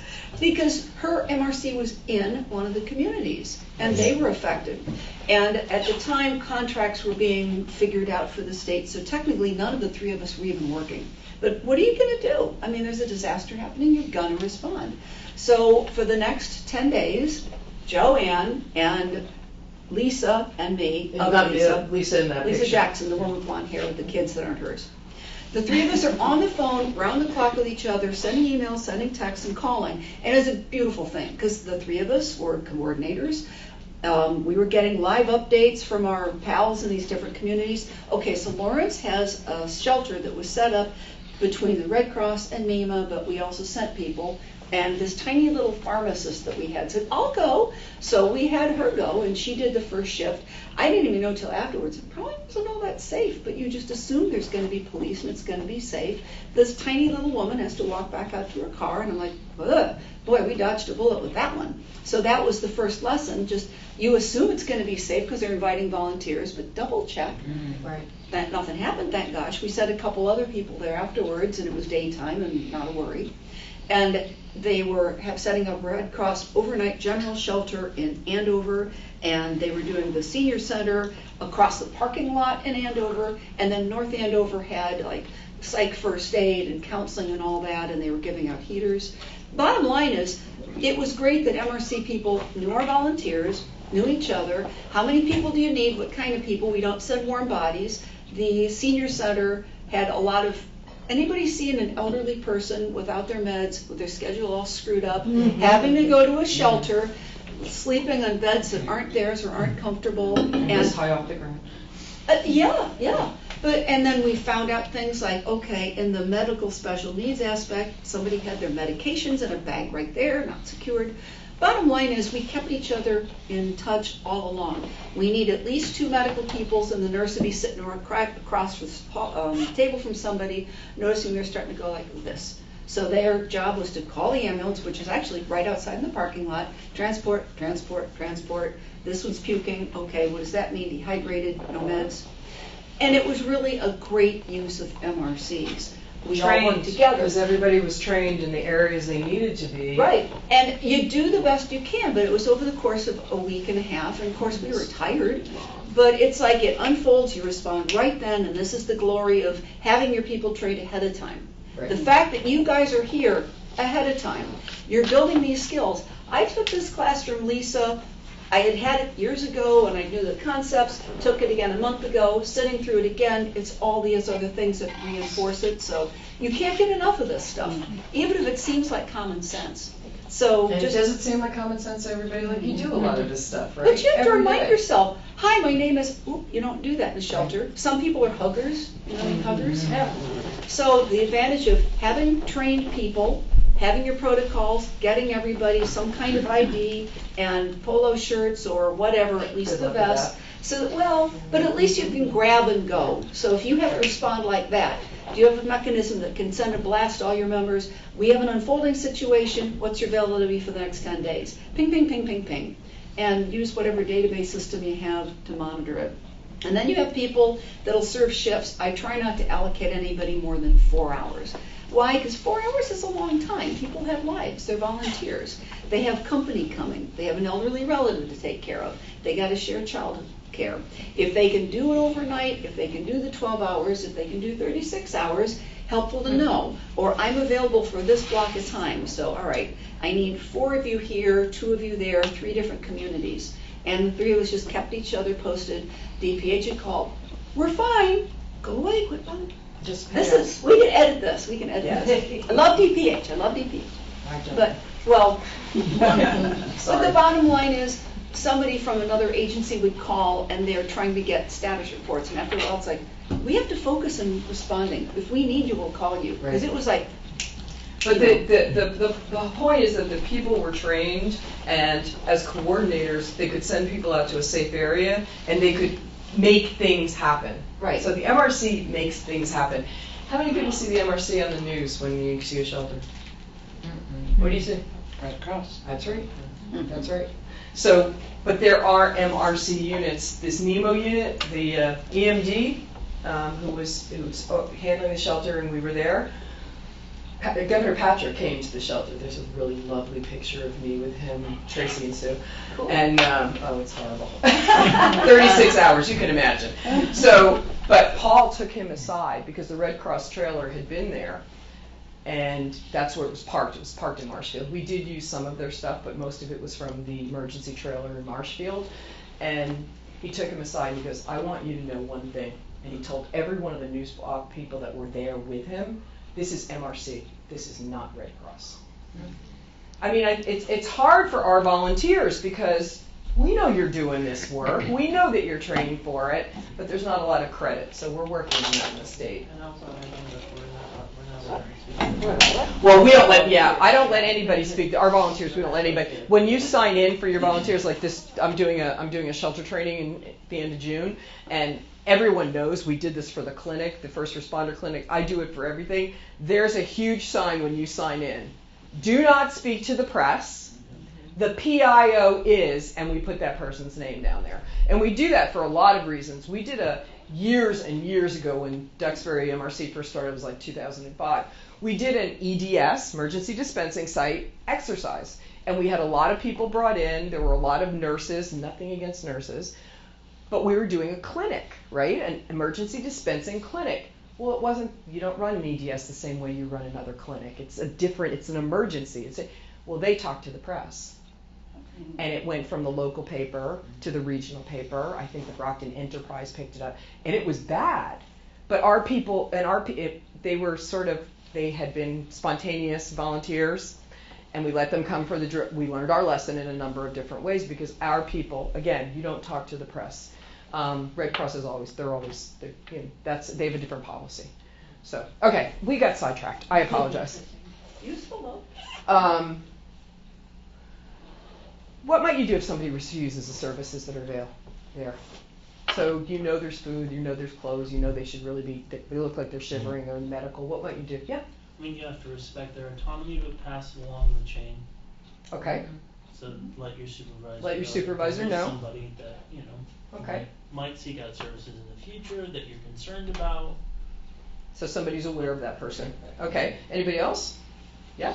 Let them know where they can go if they change their mind. Mm-hmm. Let them know where they can go. Exactly. So, okay, you don't need to eat anything now. That's fine. The food's over there. Or if you've got a question, because again, there's a trust thing that you're building up with the PFA, and they may not. I don't know who this chick is with the yellow vest. And what the hell is the M? They know what Red Cross is, but they don't know what that oh, you're a medical person. You can help me with my medication again. So there's a trust thing, but you can say, look, anyone in a yellow vest or whatever it is, the identification that you guys are using, we happen to use yellow vests in our responses. You can let them know. So then you can let your team member or your supervisor know. The woman over there in the red sweater, I'm a little concerned about her. She's a little pale. She's not drinking anything, or she has alcohol in her pocket. I'm a drug and alcohol counselor. I mean, so you let someone else know so someone's keeping an eye, but you also let them know so they have their autonomy and they can take care of themselves, what they can do. Because it may be, I have had people say, you know what, I'm really okay. You just leave me alone. I'm cool. Don't worry about it.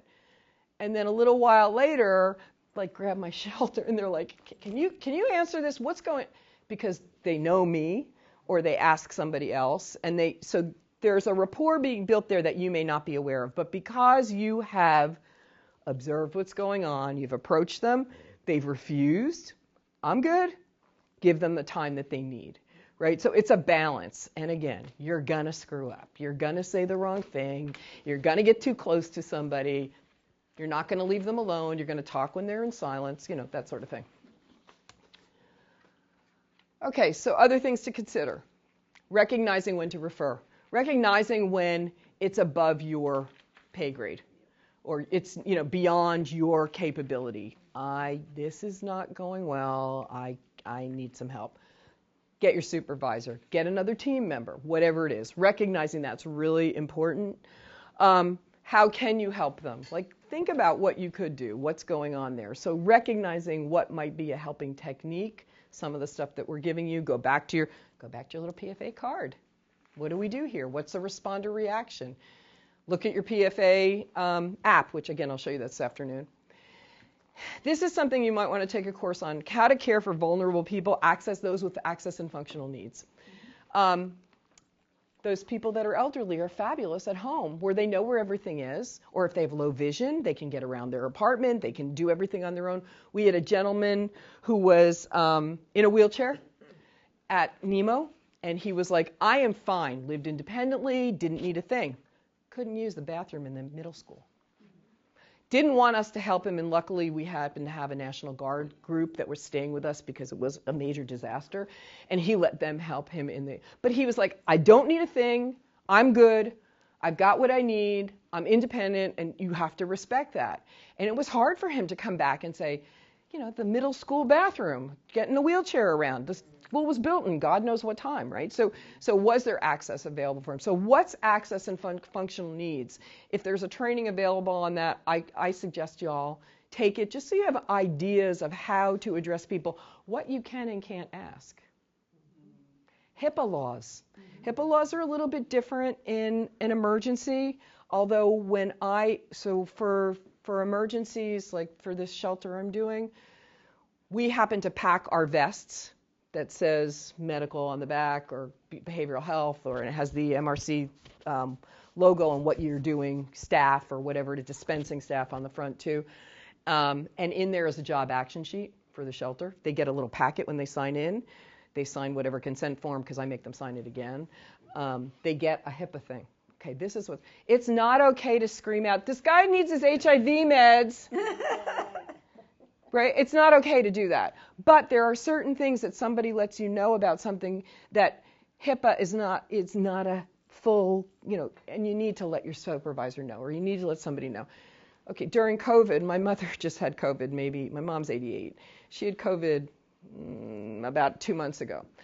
And I said, you need Paxlovid, you're 88. She's in good health, but she's 88. I said, let me see if I can. So in Rhode Island, you can just go into a pharmacy and the pharmacist can give it to you. Wow. Yeah. I thought you could do that in Massachusetts. So some pharmacies have standing orders, that gives them the right to do that. Some pharmacies don't. So she went to ShopRite, that was her pharmacy. So he said no, but there actually, for those of you who don't know, there's a link, there's on the web, you can go to the Massachusetts under Paxlovid, you can click on it, and it tells you what to do, and you can get online doctors to help you do that. So the HIPAA piece of this is, I called the pharmacist to find out, and he said, no, I can't. I said, listen, she's sleeping, can you give me what her meds are? Gave them all to me. I was very happy he did because I was able to do the thing, but I was like, okay, you just broke 32 HIPAA laws. But falls under an emergency situation. My mom's 88, she's very sick, she's whatever. So was I going to report him? No, I needed exactly what it was, and then she woke up and she knew what her meds were in the milligrams and everything. But, that was, that's the kind of thing where I'm going to report, you tell me about your med and I'm on such and such milligrams. I'm not going to scream it across the shelter, but I am going to pass it on to maybe 2 or 3 other people that can help you out with that. So HIPAA laws and things like that are a little more flexible in an emergency situation. Resilience, know your own resilience. Know what works for you. Know what's in your school toolkit. Know that people are resilient. We just feel like people aren't going to bounce back. People bounce back. Kids bounce back. I mean, we just do. And then responder and helper self-care. Really important to be aware of those things and consider them. Cultural awareness, cultural humility. I do not say cultural competence because unless it's your culture, I don't really believe you're completely inundated in that culture. I don't believe that you can be culturally competent. That's just my bias. And actually, awareness and humility are something that and we're going to talk a little more this afternoon about that, are things that you are hearing more often. So being aware of the culture, and I just don't mean what culture they come from, the culture of the family, the culture of the shelter that you're in.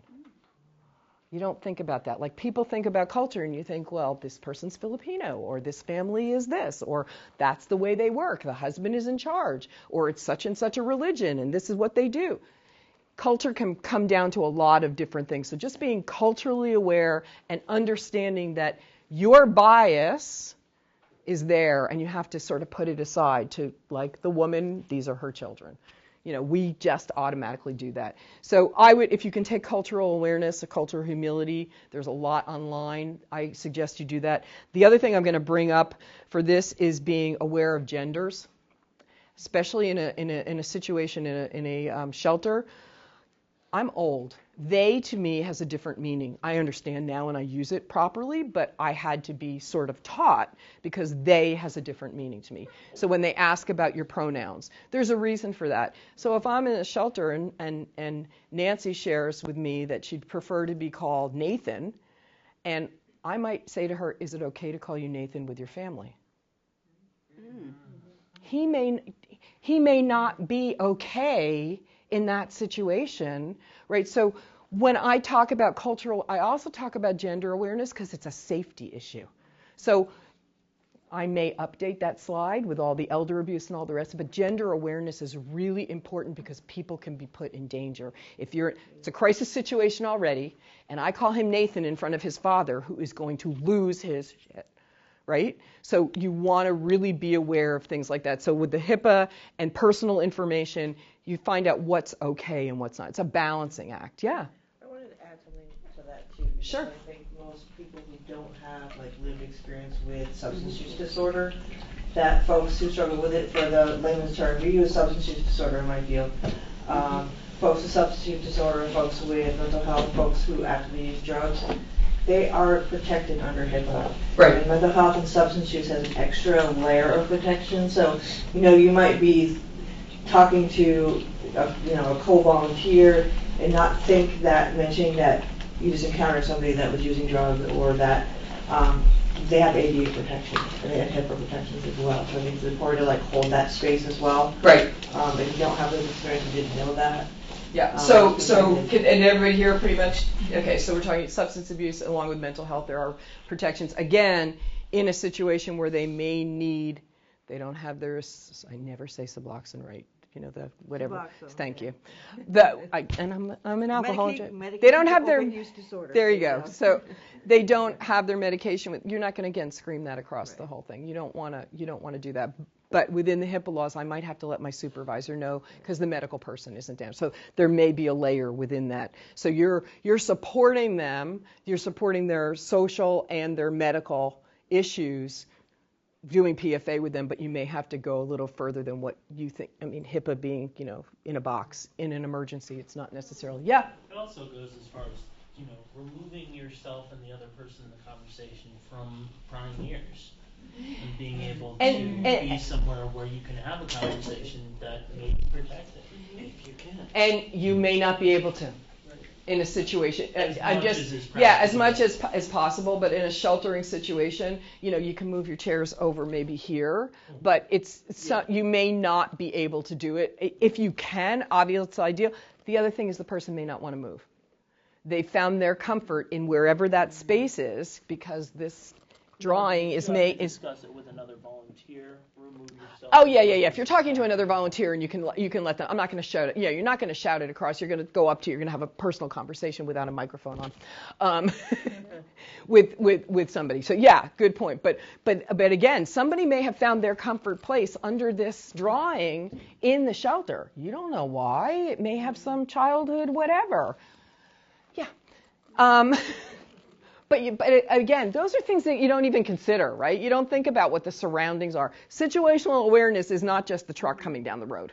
Situational awareness is this is a comfortable chair and no one else has a comfortable chair. And my experience has been in shelters, particularly if there are a lot of people, whether it's true or not, there's a sensation of there are not enough chairs or beds for the number of people that there are. So if I have one, my butt is staying in it because now I've claimed it. Yep, and if I get up, I'm going to lose it. It's my space. You're not going to take that even in an emergency dispensing site. Anybody do dispensing for H1N1 during 2009, 2010?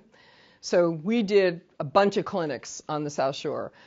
We had done a bunch of clinics, and I don't know whether you remember, but H1N1, the vaccine was not readily available. I mean, thank God it was not as bad as the pandemic that we are living through, but it was not readily available. And we literally had numbers. You had a number, and after that number, we didn't have any more vaccine. You couldn't squeeze it out of the bottle for one more shot. And we had to use PFA in that situation. I mean, there was a woman, at the end of the line in Duxbury who didn't have a number, who didn't do what had been asked of the community for pre-registering and whatever it was. She had 3 kids, and she was screaming, I need to be in Quincy in 20 minutes. And I'm thinking, you couldn't be in Quincy in 20 minutes on a good day in a helicopter from where we were. But she was out of control and making everybody, and no, I wasn't giving her vaccine because the vaccine was already, we had to address that situation. So it could be, again, I didn't have that problem in the clinic. I don't think anybody really had that kind of problem in a clinic here, but people were anxious. People were anxious about, were they getting their vaccine? Was there enough today? Were they going to run out? Because it was allocated, right? It was allocated from the manufacturers to, through CDC to the states, and then the state allocated it. And that was a whole other issue, right? So there was a lot of anxiety around that, plus people were dying. So your PFA is not just situational, like not this is what you do in a shelter, this is what you do in an EDS, this is what you do when it's on the side of the road. You're going to develop the skills, and that's why I think this afternoon is so important when we do the role playing. I think it makes a huge difference, it's why I don't really like, even though this is going online, I don't really like PFA online, because I think you need that interaction, that understanding, and the questions, and the information you get from the people in the room. Okay. So we talked about different kinds of disasters. We talked about disaster behavioral health. We talked about PFA. We've talked ad nauseum about OASIS, which we will continue to do this afternoon. And we've talked about self-care, which we also will continue to do. Self-care for yourself, self-care for your peers this afternoon, because it's critical. So the training resources I gave you, but we're going to go over this afternoon. They're really good. I think that they're concise. I used to give out a lot more, but again, killing trees is not my thing. And because I think 95% of you are going to throw it in a drawer, because that's what people do after a training. Oh, this is really great, and then you put it. Oh, I'm going to look at that. Yeah, it goes in a drawer. But the information is there. So if you haven't looked at it and you're called to respond, it's a good thing to quick pull out and review, right? It's a good thing to look at it if you can find it in your drawer someplace. Take additional trainings on disasters and emergencies that are available. There's a lot online. MEMA does a lot of stuff online. There are free courses through MEMA. There's Devalier, you guys know about? Devalier Institute is actually, I think it's out of Boston Public Health now, but it's DEVALLE. A lot of free courses, CEUs. Don't know about EMS CEUs, but you can check. I've taken a bunch of courses from them online, really good information, focused information on different things. So those are good ways to find other courses. The advanced PFA you're going to take this afternoon. Emotional resilience, good to know what your emotional resilience is, how you can boost that up for yourself, what works for you, because I don't think we think about what works for us, right? And obviously I've talked about cultural humility and cultural awareness. And as always, if you're not an MRC volunteer, talk to Christy, recruit a new volunteer. We always need volunteers. And remember that you are a volunteer, and if you can't show up, that's okay. You're a volunteer. So I think all volunteers are heroes. So this is Christopher Reeve. I think a hero is an ordinary individual who finds strength to persevere and endure in spite of overwhelming obstacles. And when you're volunteering, you can feel like there are overwhelming obstacles, but you're making a difference with your PFA or just being there for other people by just being there, right? And then moving on from there and helping somebody. I think I just say thank you now. And I believe it's lunchtime. I believe. Look at that. 12:08. You're listening outside. Sure you were. All right, so it's a working lunch, so feel free to come up to me, ask questions of each other, grab your lunch, but it's a working lunch. Okay? Got that? You can turn the tape off now and I could do whatever.